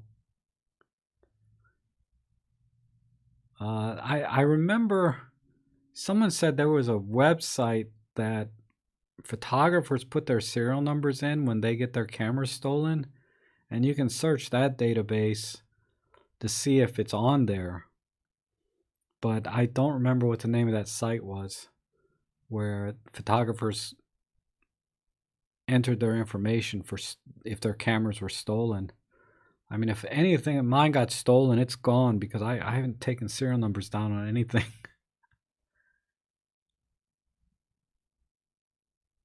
So it's a needle in a haystack, but there is a story. God, you know what?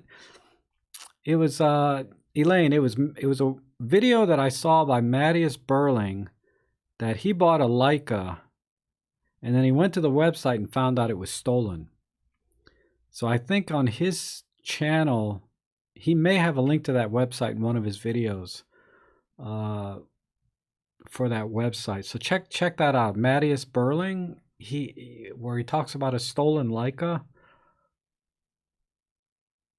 I don't think the video is titled "Stolen Leica," but just search for Leica on his channel, and you may find it. I don't have a link to that exact video.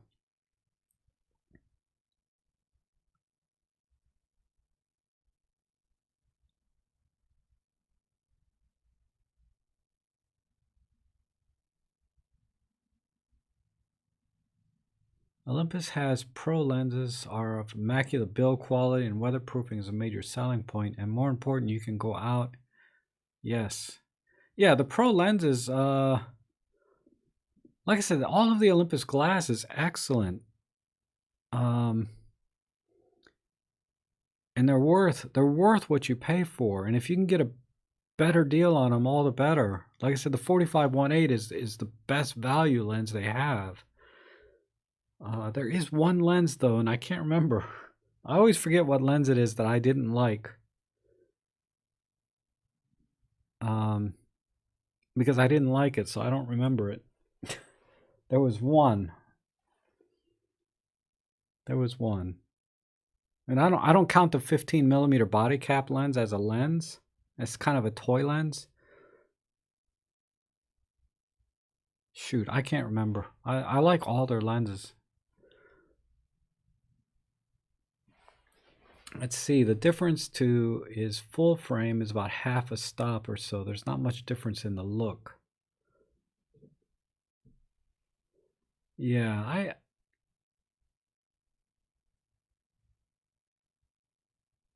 I don't know what, I guess between, just like I think Roman's saying APS-C to full frame is like full frame to medium format. And no, Marcus, the 45 1.8, you can buy that lens. It goes on sale all the time for like 250 bucks. And that's a killer deal for a lens that with that kind of quality and sharpness and speed. The 45 1.2 is worth every penny, but it's not a particularly good value. You're getting what you pay for on that lens. The 45 f1.8 is an amazing value though. That's just my opinion. Uh the 12 to 100. I can't say I don't like that lens because I don't have it or I've never even tried it really. I mean, I don't like the lens because of its size, but in terms of image quality, though, I think it's spectacular. But there was one lens I had that I didn't like the image quality. It might have been the 15 millimeter body cap, but I can't believe I would even call that a lens. It was something else. I'm just looking at my shelf because I got all my lenses here. Um,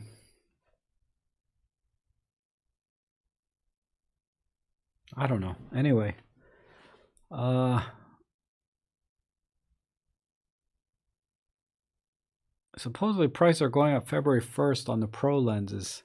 Yeah, I heard that somewhere today, this morning, actually. The pro lenses going up. That would be unfortunate. I mean, they're good value. Depends how much. If it's like 50 bucks, okay, I can see that. If it's like $100 more, that's gonna hurt.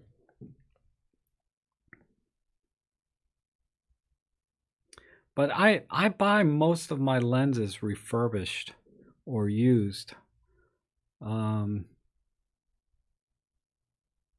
I don't think. I think the only lens I bought brand new was the 12 millimeter f2. The 12 millimeter f2 I bought brand new, but I think everything else I bought secondhand. My 12 to 40 Pro, my 75 to 300, my 75 f1.8, the 8 millimeter fisheye I bought new, but I got such a good deal on that.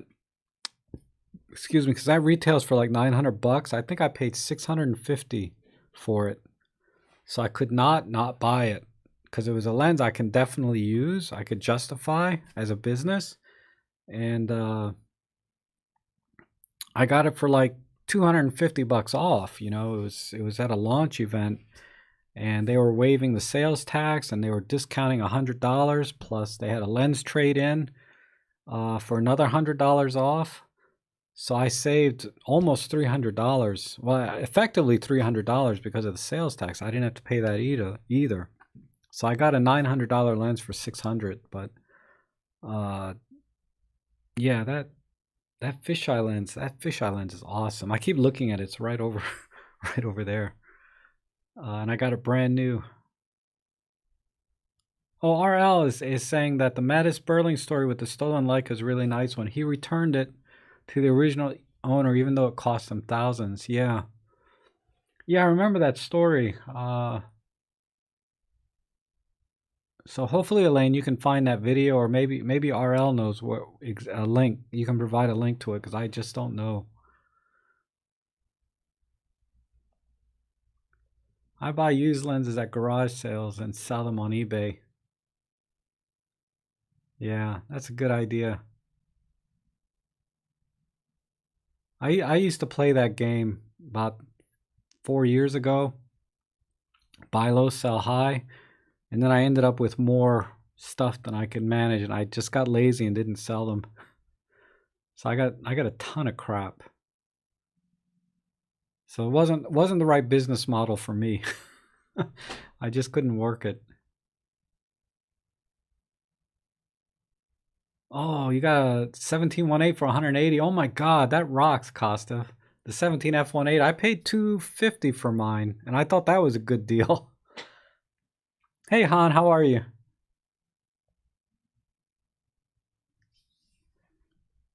I found a stolen Sony camera. I returned it to the owner by Googling some data on the SD card. Oh yeah, that's true. If you find an SD card, yeah, you see stories like that about the GoPros being found underwater, and then they look for the owners. Uh, those are always fun. There's videos on that on YouTube all the time about they found this lost GoPro or lost camera underwater, but the memory card still worked, and those are always great stories.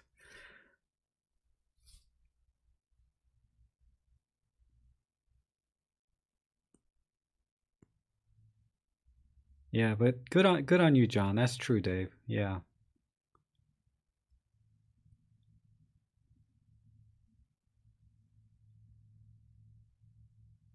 17 mil f was my kit lens with the Pen F. Yeah, in some countries, the Pen F came with a 17 millimeter as a kit. In the US, it did not. It wasn't available. They made us buy it separately. I've noticed that when I go to different country websites, the I think the EM5 Mark III, they include a kit lens with it, like the 14 to 42 as a package versus say in the US you can only get it with a 14 to 150.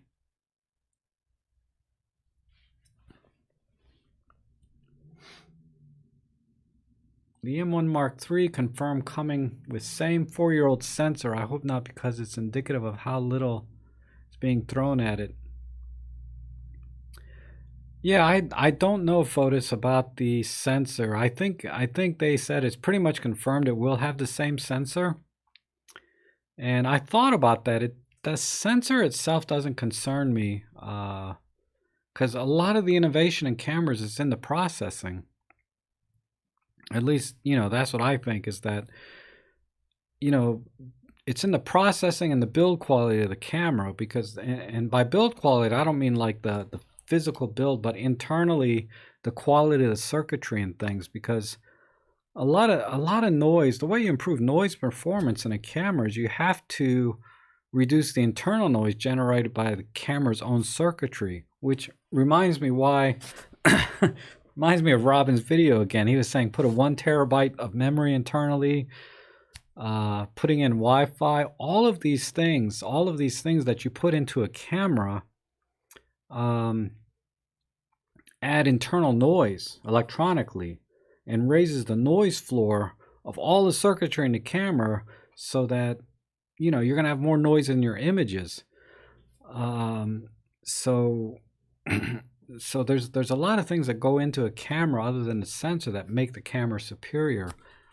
It's like the Fujifilm medium format sensor is really old. It's been used before, I think, in Hasselblad or something, but Fujifilm added their own film simulations and other features that Sony does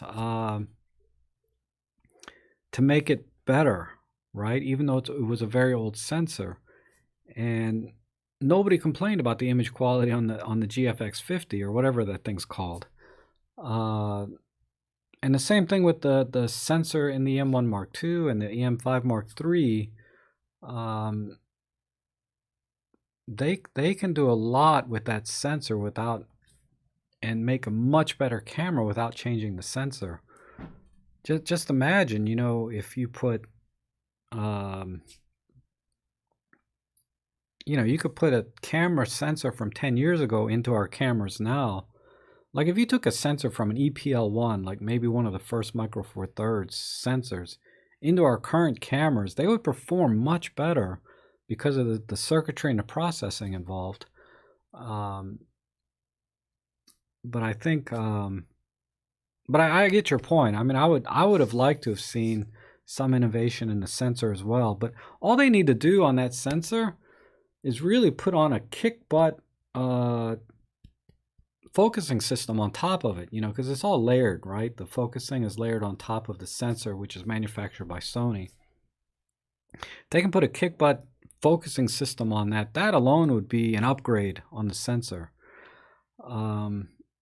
That and a new processing engine, and then higher quality circuitry inside, so that you have a lower noise floor, and that will improve the noise performance. But okay, I kind of rambled on that for no reason.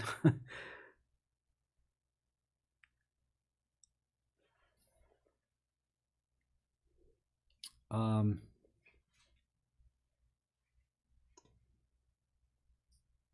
yeah, Roman, that would be interesting if they came out with like Sony did, the A7S and an A7R2 or whatever, where they put a 12 megapixel sensor in one body and a 24, 45 megapixel in another body, and they have very different purposes, right? Even though they're essentially the same camera, just different sensors. Um, I would have been happy if they went down back to a 16 megapixel sensor, but improved the light performance by 2 stops. That would have been fabulous, but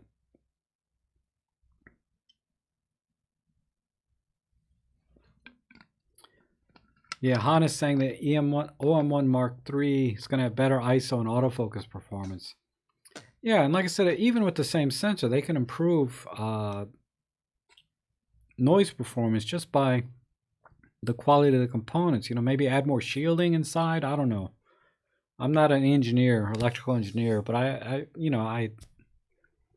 think adding Wi-Fi and cloud storage and internal memory and all of these features that Robin was talking about, it's going to mess with the noise floor in the camera.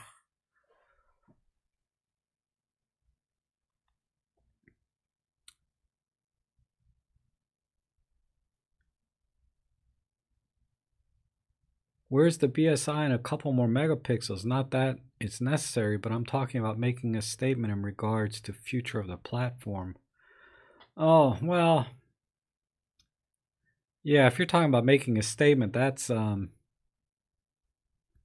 whole different matter. That's just, marketing on Olympus's part. That's what Sony does, right? That's why they're so good at marketing. Is they put these, they would come out with a camera every 6 months.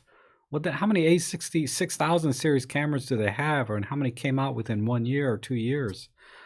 It's because they're trying to tick one more box and push it, tick one more box and push it, and ultimately they're not really, they're not really that different cameras. They still have, hardcore rolling shutter problems. They still had heating problems. I think they may have fixed it now. Whatever issues people were having with some earlier Sony A6000 series are still there in the later versions. All they did was improve autofocus, or they added a tilt screen. Like I said, they're ticking boxes using the same sensor that's probably 5 years old with Sony, and nobody's complaining really that, oh wow, look at this new Sony came out. Oh well, it's using the same sensor from 5 years ago. You don't hear people complain about that on their end. At least I don't. But I'm not in the Sony ecosystem, right, or bubble. So maybe they are complaining, and I just don't know. But uh, like I said, there's more to camera design than the sensor, obviously.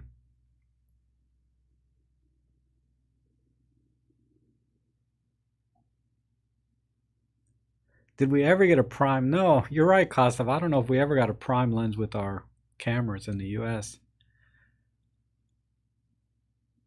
Do I know anything about the Midicon Speedmaster 25? Only thing I know about that lens is very soft, wide open. So you're not going to shoot at 0.95. You're going to be at like f2 anyway. Otherwise, it's going to be too soft. That's all I know about it. I don't own one. I can only go by what I hear. So take that with a grain of salt, my opinion on that lens, because I don't actually own one. But yeah, you can review those things, search YouTube and see what reviews are done on it. But that's what I've seen, is that it's soft, wide open. And 325 is too much. I would just buy, and it's manual focus, I would just buy a regular, the $99, well, the 25 millimeter from Panasonic is excellent value. It's on sale for 99 to 149 all day long. And it's sharp, wide open. And the Olympus 25 millimeter, it goes on sale time to time. You have to kind of wait it out, but it'll go on sale for $250 to $300, and that's even better than the Panasonic if you have a Olympus camera. But the Panasonic, I would just buy a Panasonic 25. Forget about the 0.95. Buying the world's best camera and lenses won't improve your photography. Only practice, practice, practice. Yes.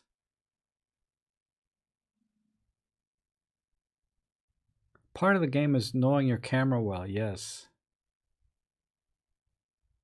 And Peter said the same thing recently in one of his videos. Does gear matter? It's about really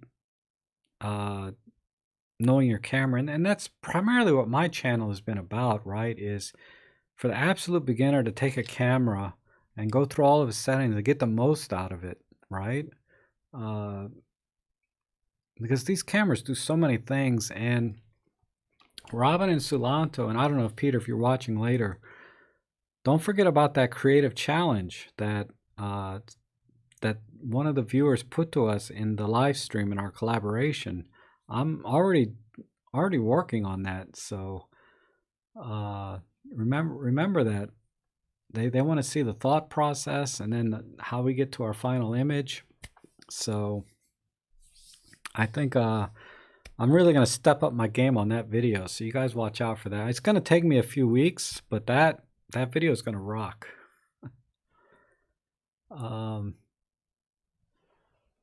Oh, get a crick in my back.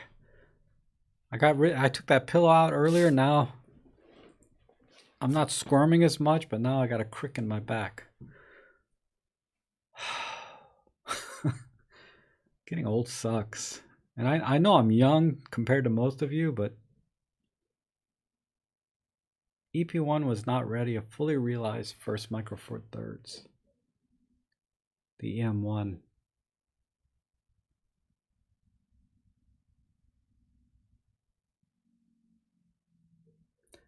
Marcus, what's on sale for $299?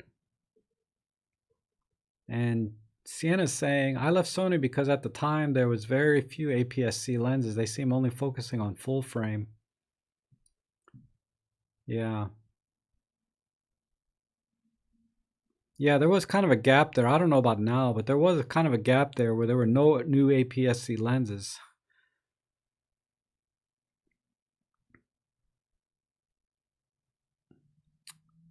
Even the original EM5 had some kinks, but it was close and definitely changed the mirrorless game. Yes, you had an excellent video on that, Robin, the EM5.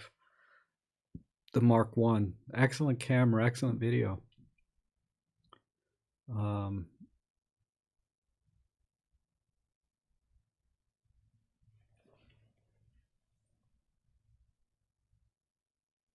Oh, the 25 millimeters on sale for $299. Okay. Yeah, the Olympus version. That's a good deal for that lens. That's a good deal. It's excellent. It's very sharp, wide open. But if that's still a little bit too high, right? The Panasonic version for about half the cost is an excellent deal. Is an excellent lens as well for photography. And if you have the EM5 Mark III or the M1 Mark II, even for video, it's very good. It's not so great on the contrast detect systems on Olympus, but on the Olympus cameras that have phase detect, the Panasonic lenses seem to work fine. And I think the Panasonic lens will work great with Panasonic bodies in video. I just don't have experience with that. Hi, good morning, Desmond. Tony still uses the EM5 Mark I. I think Robert's camera has some refurb EM5 Mark IIs for $399.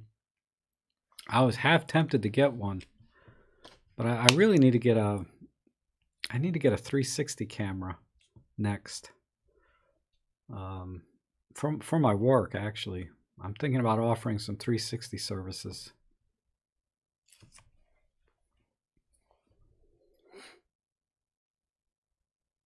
Patrick saying, I moved on to M43 from Sony for the lenses, particularly longer ones like the 75 to 300, but I love the 5 MK2 so much I moved over totally. Yeah, that EM5 Mark II is I need to get it under $300, and then I'll probably buy one.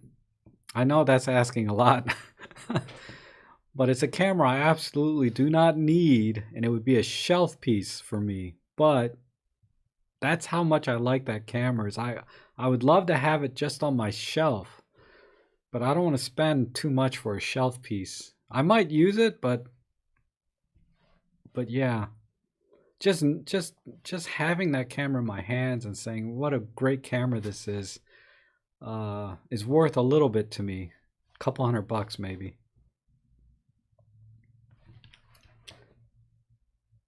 Got the 12 to 40 Pro for $600 NZ. I don't know what that translates to in US dollars, but uh, it's a fabulous lens.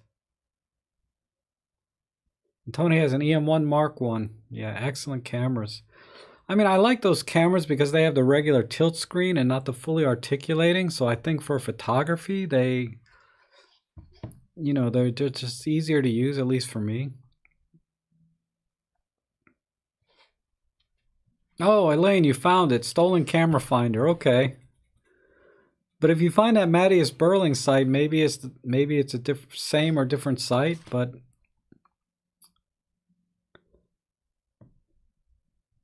WhatsApp, do you think will the price of the 150 to 400? Oh my God. A 150 to 400. Okay, that is like I'm trying to compare it to, and it's got a teleconverter built in, so it's supposed to go even higher, right? Whew, man. That lens better, and it's an f4, right? It's not particularly fast. I mean, f4 is good, but it's not like a 2.8. Maybe I don't know, Robin. What do you think? What would you pay for a lens like that? I mean, it's definitely geared towards pros. I can't even guess what that thing would cost. Personally, I wouldn't pay more than $2,000 for a lens like that, but I have very little need for it. So it'd have to be especially cheap for me to buy it. But I know it's not going to be $2,000. That's probably going to be a $4,000 or $5,000 lens. Because look at that lens that 10 to 25 Panasonic put out. What did they ask for that when it came out? It's like, come on.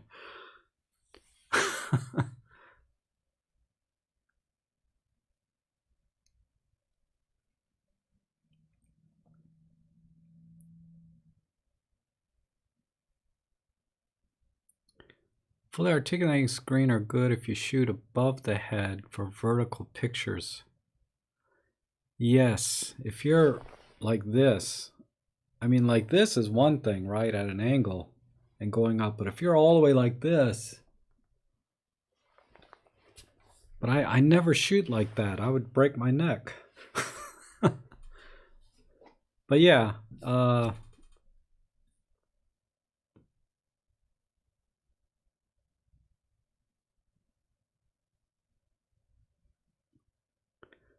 yeah, it's gotta. Yeah, Robin's got a point. It's got to be more than a 300 f4 Pro, and that's over $2,000.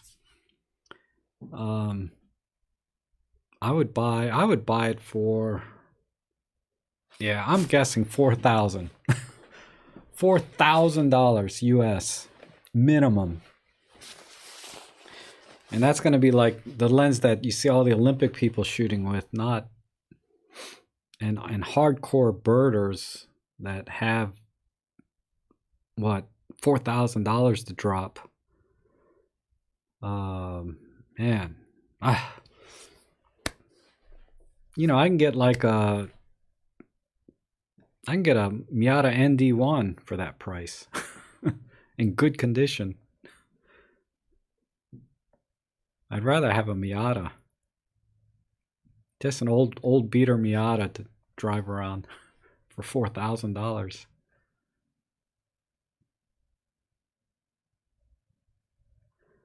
Next time, wait for a special event and get the newest camera for $500 less. Yeah, I'm always checking my my local camera stores in the area for launch events and things. Crap, I think there's one today from Nikon. Let me check.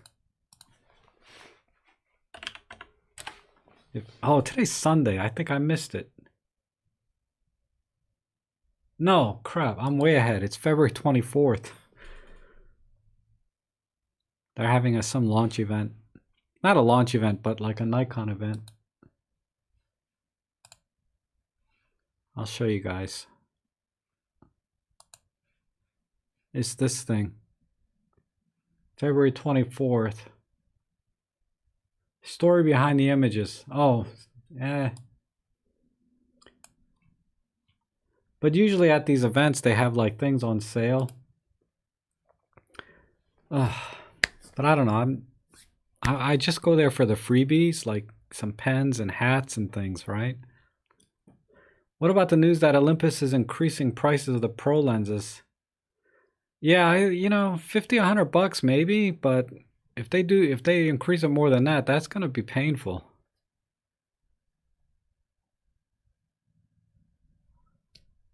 Yeah, Han, I have no idea what Olympus's role will be in the Olympics. No idea.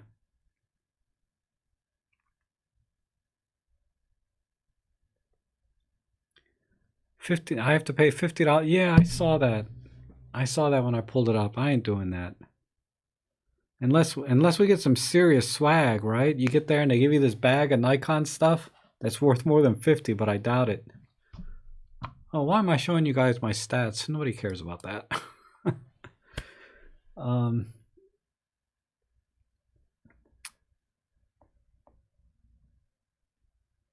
Subtrade.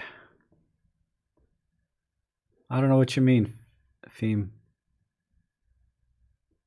Let's talk about gray import prices. Olympus hate us buying them, but they're obviously selling the cameras, lenses in other countries, so why pay double? Well, Rick, I think you pay more in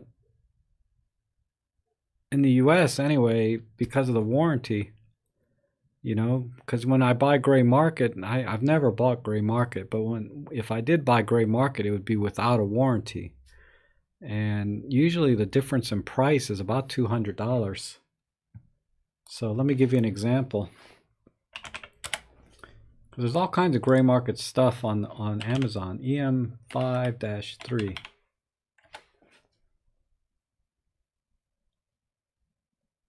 That might be too new. Let me try EM10 Mark II. Or dash Mark III.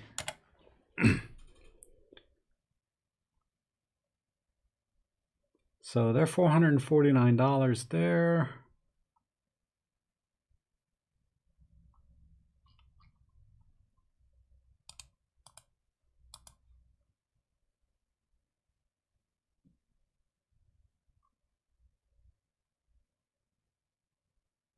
I don't see any gray markets here. But I mean, long story short, gray market is just without a warranty. And if you buy your own warranty, like you can not buy a warranty, I'm sorry, but you can buy insurance to cover your cameras for drops, falls, whatever.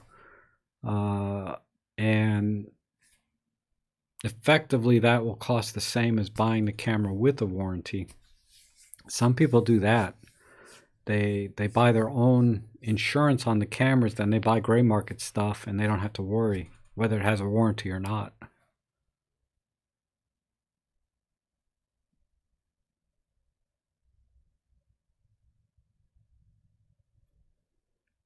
Really, Robin, the M5 Mark III was cheaper in the US than any other country.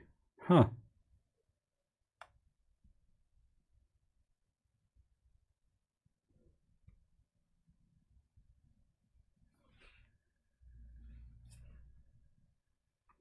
Rob, seeing that you were on live this morning, you have inspired me to get out of bed early. Oh, good. I need to go to a photo shoot at Botanic. Oh, lucky you, man. I need to get out and shoot today. We got a little bit of sun. I haven't seen blue sky in a week.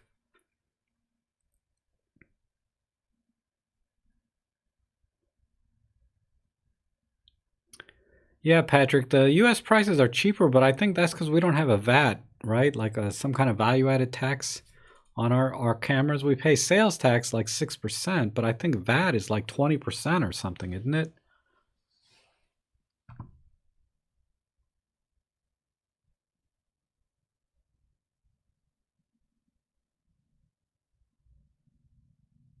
Yeah, if my new EM5 Mark II were to break, I could throw it away and not. In any case, why pay more in some countries? Yeah, I don't know what the business model is from country to country when they do their pricing. I mean, I know exchange rates always play a role, and then each country has their own tariffs probably in addition to their own sales tax, and it's yeah, it's way over my head pricing internationally.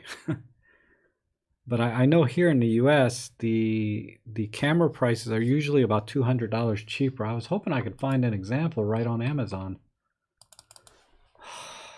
EM1-2. Come on, there's got to be some gray market ones of that. $12.99 right now. EM1 Mark II International. Let me just type it out. None. Wow. There's no international EM1 Mark IIs even. But when they are on Amazon time to time, they're always on eBay. I know that. They're usually only about $200 cheaper. And like I said, you could buy insurance that would offset that. And that the insurance would probably cover all your cameras, not just one. So you're kind of getting a lot of bang for the buck. But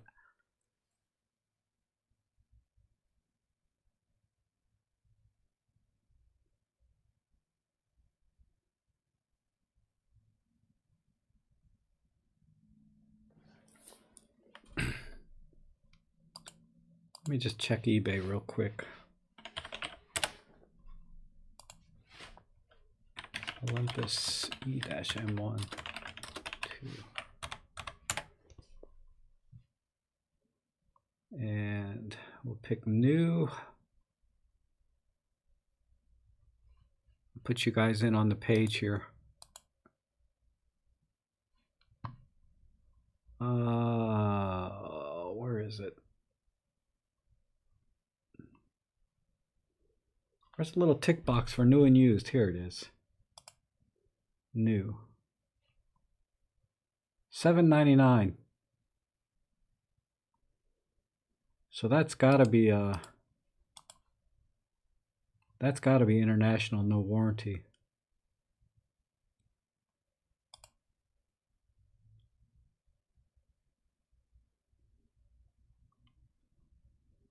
They don't tell you it is, but that's one.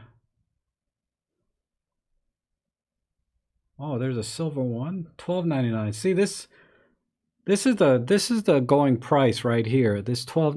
Let me move it up. This $12.99 one right here, that's the USA price with warranty. Then without warranty is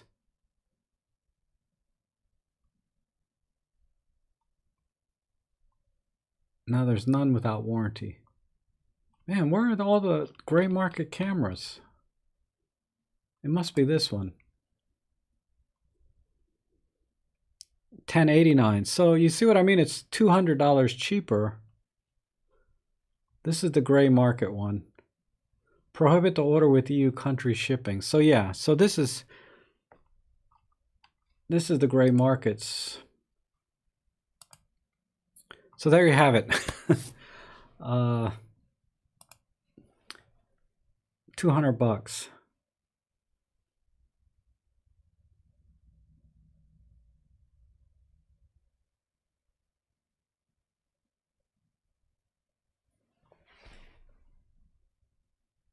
Gray importers can only buy Olympus equipment from Olympus. So why pay 500 pounds more for an official Olympus dealer? And gray imports come with warranty from the seller. That is true. So they claim. Like I said, I'm not a big fan of gray import. Just because I'm very risk adverse in that sense. And I have no experience with that. But maybe there's no risk at all, you know, because I know a lot of sellers, they do say they'll give you a 1-year warranty with the camera, even though it's gray market. I forgot about that, but that's true.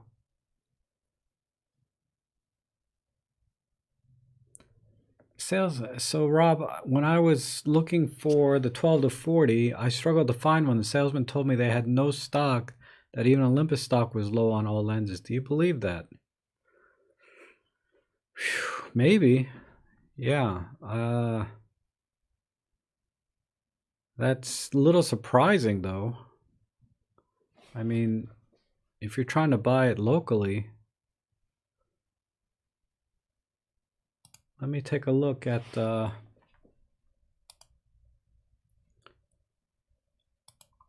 me go to my local store and see. Olympus 12 to 40.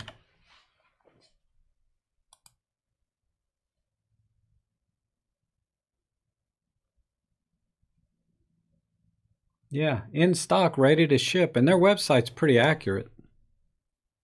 It says like right. Well, I can't point. I can't point backwards, but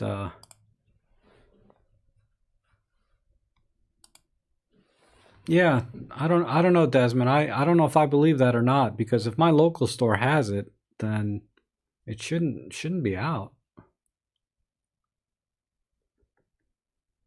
What is the right setting for use AF scanner? Is it okay to always keep mode 3?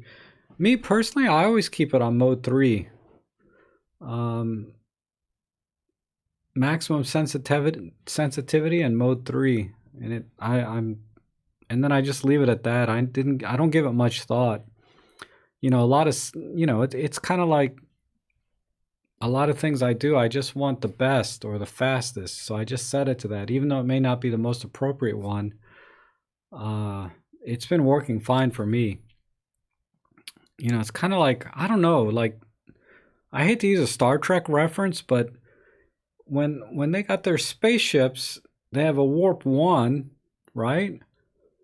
And then you'll see Picard sit there and say, okay, go warp 5.6. And I'm like, you can go warp 9. You're in space. Why have anything in between? It's like warp 1 or warp 9. Just so if I got mode 1, 2, and 3, I'm going to pick 3. But that's not a good answer. I'm sorry, it's not a good answer for you, but that's just what I've been doing. Maybe Robin can give a little more. Yeah, Robin can give a little more feedback on that. I mean, there was something to, if the subject is moving erratically versus the subject is moving, for example, you have a person on a bicycle that you're trying to track, and they go behind a tree and come back out. One certain modes are better for that, rather than if you're trying to track, seagulls flying in all different directions. Mode 3 might be better for that than it is for the person on the bicycle. But I'm not a sports action photographer, so it's not something that I use much.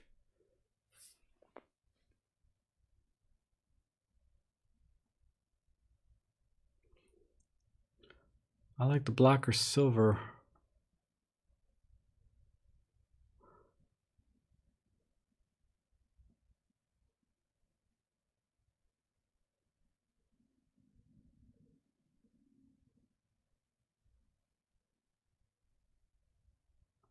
Yeah, Robin's saying that the person doing inventory in your country did a poor job, and that's true. That's another level of the business that they need to manage better, right? Is inventory control for retail distribution. I mean, it's a big deal, and Sony does it so well. It's something Olympus may be able to improve on. I don't know, but that's a good point, Robin. I didn't think of that. I got the M5 Mark III from a local dealer because I wanted to try it. Yeah, I always buy local if I can, whether it's used or new. And the only things I buy off like Amazon are these little things I can't get locally. Like this Godox I had to buy on Amazon, and this little radio trigger. This crap like this you can't get at the local store a lot of times. Best Buy has it sometimes, but then they charge like double, you know?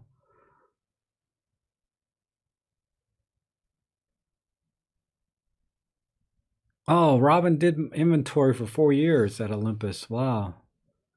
So you know, that's true. And until I got into photography full time, which has only been the last couple of years, I um I got a pretty diverse business background. Let's just leave it at that. So I have an understanding a little bit of business and inventory management and things like that. And yeah, inventory management is critical to a business success. Arthur, how are you, buddy? Yeah, you're late again. I know.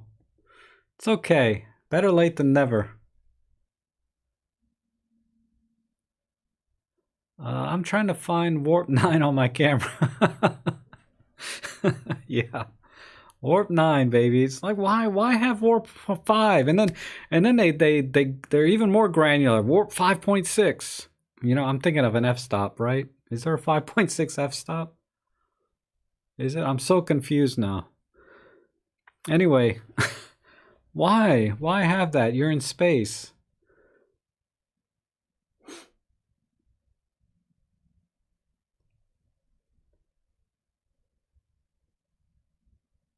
Rick says autofocus modes relate to how fast or slow or still an object is. I guess in a fast object mode, it's less precise and doesn't waste time trying to get focus. I suppose, yeah. There's not really. I haven't found any really good description of it, other than a few lines about applications for each mode. But in practice, I don't know effectively how it works, because there's autofocus modes and there's autofocus sensitivity, right? And some combination thereof is ideal for certain situations. And if I was a sports action guy, I might take those modes a little more seriously, but I'm just not. I should see. Oh, let's see. Nice to have a local store. My city is down to one camera. Oh, too bad. And Best Buy.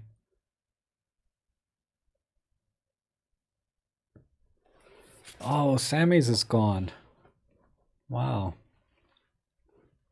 I'm thinking of Sam's Club. Maybe that's not the same thing.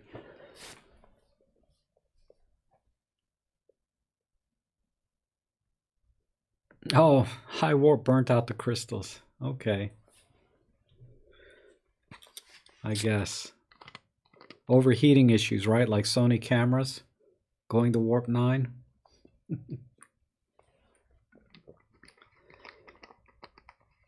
Try the 7D Mark II. What is that? Oh, that's a Canon, isn't it? Oh, I'm so not Canon. I do like their G7X Mark III, though. That camera's kind of cool. I was this close to buying it. This close. And I ended up buying a Fuji X-T30. I'm still thinking I should have bought the G7X Mark III.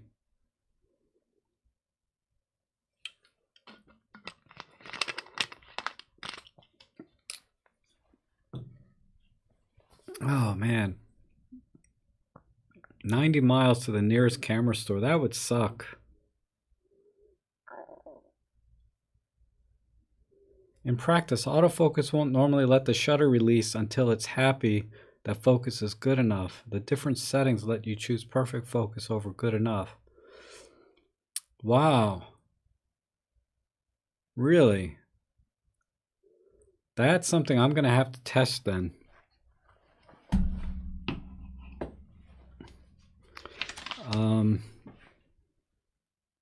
I got to make a note, though, to test the different autofocus modes. I'll try and do that before the next live stream next week, Sunday. Autofocus modes versus accuracy, right? Because that is that could be an issue.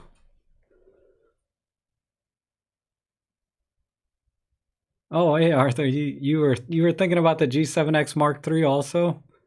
That's a pretty attractive little camera. What impressed me the most about that camera actually was the grip. It just is kind of rubberized, so when you hold it, it just it didn't slip at all. I mean, it was like glued to your hand. I mean, maybe in 10 years it'll turn all white and powdery, but brand new, it was it felt really good. What do you think of the new Fuji X-T200? I see you some YouTubers don't like it much. Yeah, I watched a few I watched a few reviews on it. Like I watched one this morning with the Camera Store TV, and then I saw DP Review the other day do one, and maybe one other one other than that. I forget who did it. And what was their complaint? It was I think it was DP Review. Chris and Jordan over there. Chris was complaining about not having all of the profiles. The film simulations. They're like, why not give it to us? I'm like, why should they? You know. Um, and the price point was what, $800? I didn't look at the pricing exactly. Uh, the only thing with Fuji for me, and this is like I think as an entry level camera, that's somebody that doesn't know anything about cameras is fine. I like the articulating screen, I like the mic jack, and I like the viewfinder. It seems like the autofocus is as good as any of their cameras now. Decent video, etc. Uh, but the thing with Fuji is, in my opinion, if you're going to buy a Fuji, you need to buy the X-Trans sensor, because that is sort of their signature technology that they have that's very unique to their system. And I don't know if you can tell with the naked eye if there's any difference in the image quality versus, say, their Bayer sensor cameras. But to me, it's like if you buy Fuji, you gotta buy the X-Trans sensor. Um, that's that's what's special about Fuji, and has always been special about Fuji. And it's like if you buy a Mazda, you gotta buy a Miata. If you buy anything else from them, it's just you boring. What's the point? You buy a Miata if you buy a Mazda. If you buy a Ford, you either get their pickup or their Mustang. If you buy a Chevy, you buy their Corvette. Everything else is just junk.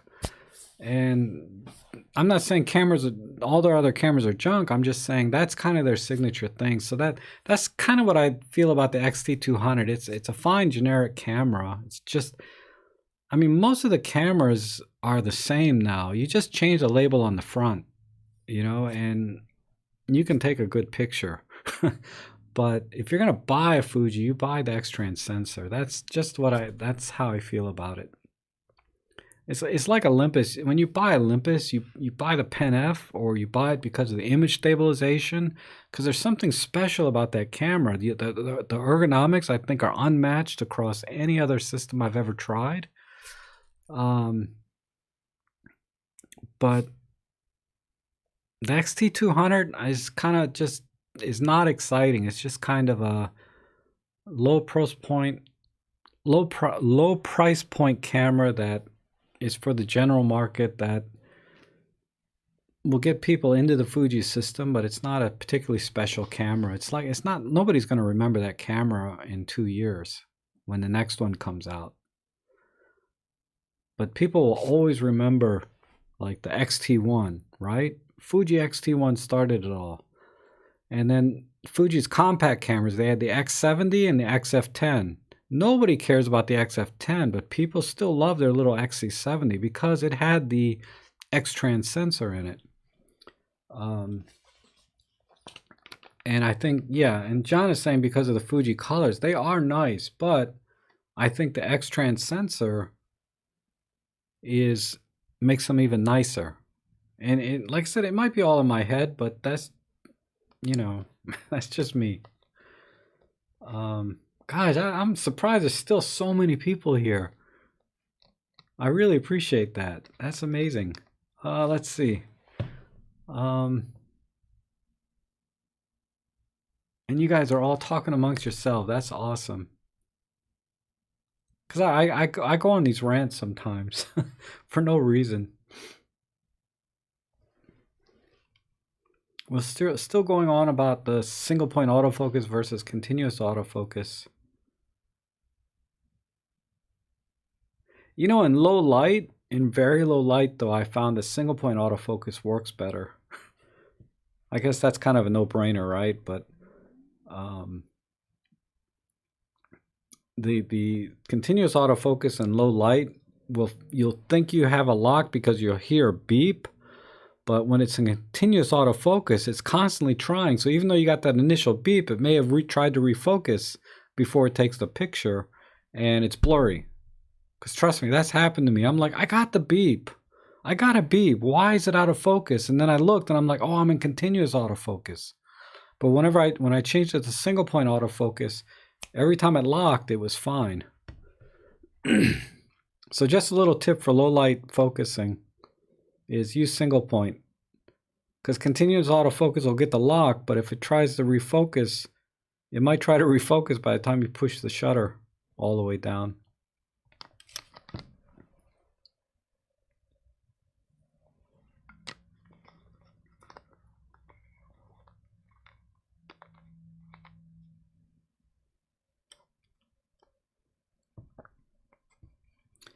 Yeah, the Fuji glass is, John is saying the Fuji lenses are too expensive compared to Olympus. Yeah, they're pricey. They're pricey. I just don't, that's why I don't buy any. They did announce a 35 millimeter though, f2 for like $200. That kind of got me interested. Cause that's about the same price as that Artisan's, you know, generic lens I was looking at. It's just not a focal length I would, if they come out with a 28 millimeter f2.8 or maybe a 24 millimeter f2 would be awesome for $200 from Fuji.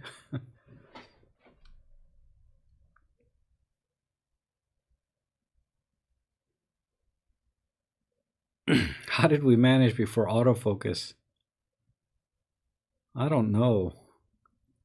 I thought autofocus was no big deal. When I started looking at cameras, I was like, well, I'm just gonna manually focus. I'm gonna adapt lenses. But now it's like, man, I hate manually focusing.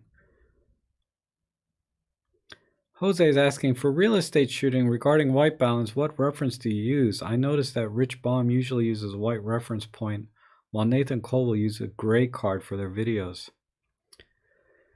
Yeah, there's a couple of thoughts on that, right? For me, I just use a white point that I can find in a scene, but I don't actually white balance based on a white card or a gray card. I used to do that. I used to carry a little gray card or white piece of paper, and I would put it down somewhere that I could brush out later in Photoshop.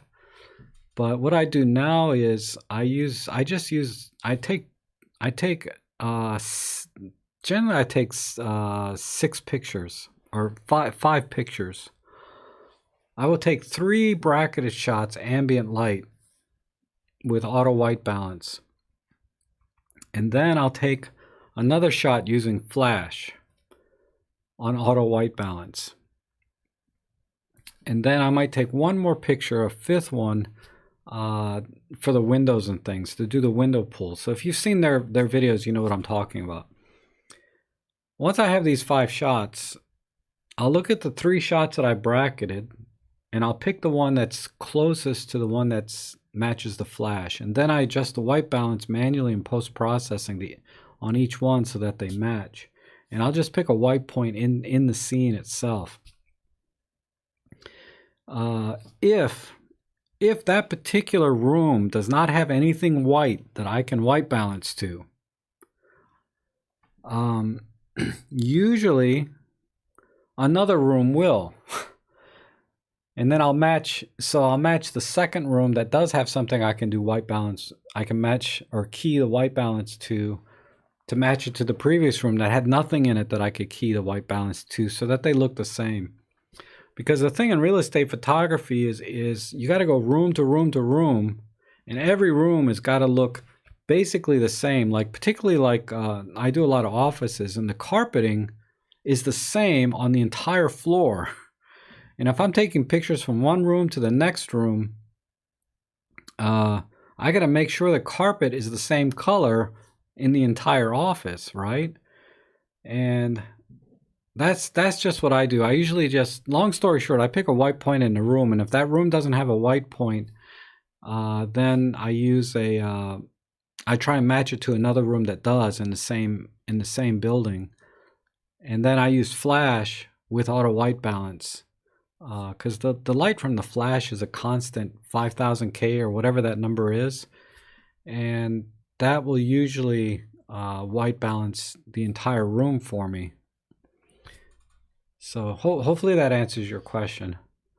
Technically, I should put a little white piece of paper or gray card in the room, but I haven't run into a situation where I've had to do that.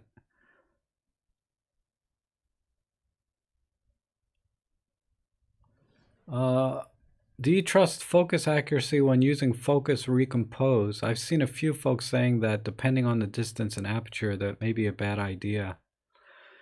Really, it's only bad if you're very close and you're very shallow depth of field. Because let's say this battery is a sensor, right? And you're very close. If you look at it from up here, you're very close to the subject. Like, let's say it's a macro shot. If you focus over here and lock focus, then recompose, the plane of your sensor has changed. Effectively, the distance of the sensor has changed, right? Like this top corner is further away from the sensor, but then when you recompose, now it's closer to the subject. So in macro photography, it's very, very obvious when you focus and recompose because the distance is so short and you're at very, very shallow depth of field. So that conversation about focus and recompose, just extend that conversation with distance. The further away you are from a subject, the less it matters, right? The closer you get to a subject, the more it matters. Now, for me, I would say anything more than, really, to me, I would think anything more than 2 or 3 meters away, that tiny bit of difference in your focal plane is not going to make much difference because your depth of field is, at least 6 inches, which is much more than that little change in your focal plane. Because think about it, if you're taking a picture of a person's face, you focus on their eye. For example, I'm turned. Let's say you focus on this eye, and then you recompose to their nose, right? Because let's say you want to center the image, or you recompose on their chest because you're recentering the image. The focal plane has changed, but your depth of field is from my eye to the back of my ear. So the focal plane of your sensor hasn't changed that much. Like, from my eye to the back of my ear is much bigger than the sensor. I don't know. Hopefully that makes sense. Who is that, Ray? Hopefully that answered your question, Ray. It doesn't matter really once you kind of get further out.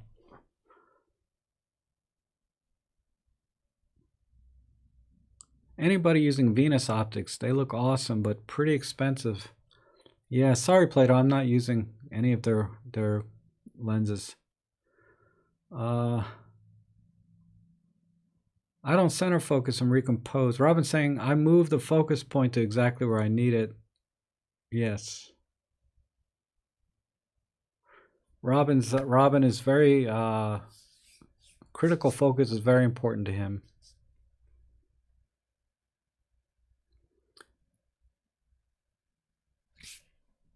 I've been in the same camp, move the AF point, but I've cropped a few bird trails.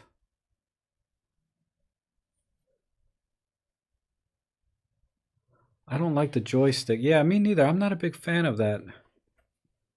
I have it on my Fujifilm. I like I said, I'm a surgeon with that D-pad, but that joystick I just have no muscle memory for.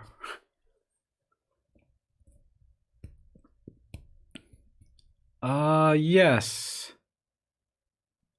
I had Desmond, I do have a video on autofocus that you can watch. Let me see if I can find it for you. I can tell you what episode number it is. And just for reference, I number all of my videos 1 through, I'm up to 200 something now. And I number the live streams separately.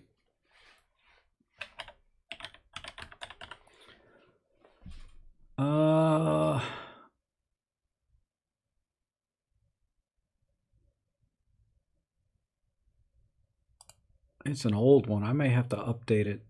It's episode number 90. And it's for the EM10 Mark II, Desmond. So it'll apply to a lot of their cameras. But just know that it's for the EM10 Mark II. But I think if you watch that, you'll have a good understanding regardless of which Olympus camera you have. It'll apply a little bit less to the EM5 III and the EM1 II, though, because it's not as granular as those two systems. Solanto loves the joystick, of course, because of all the Panasonics have it.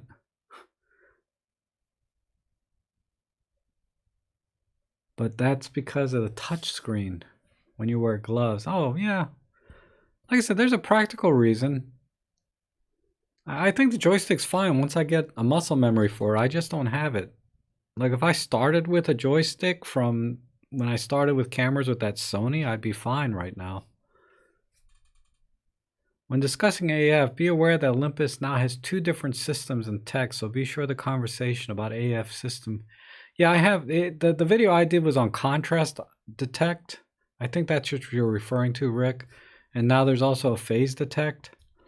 But the video I have is on the EM10 Mark II. It's a contrast detect system, but I think the features, when I talk about continuous autofocus, single autofocus, continuous autofocus with tracking, selecting the autofocus points, all of that, still the core logistics of the autofocus system should apply to any camera, almost any Olympus camera.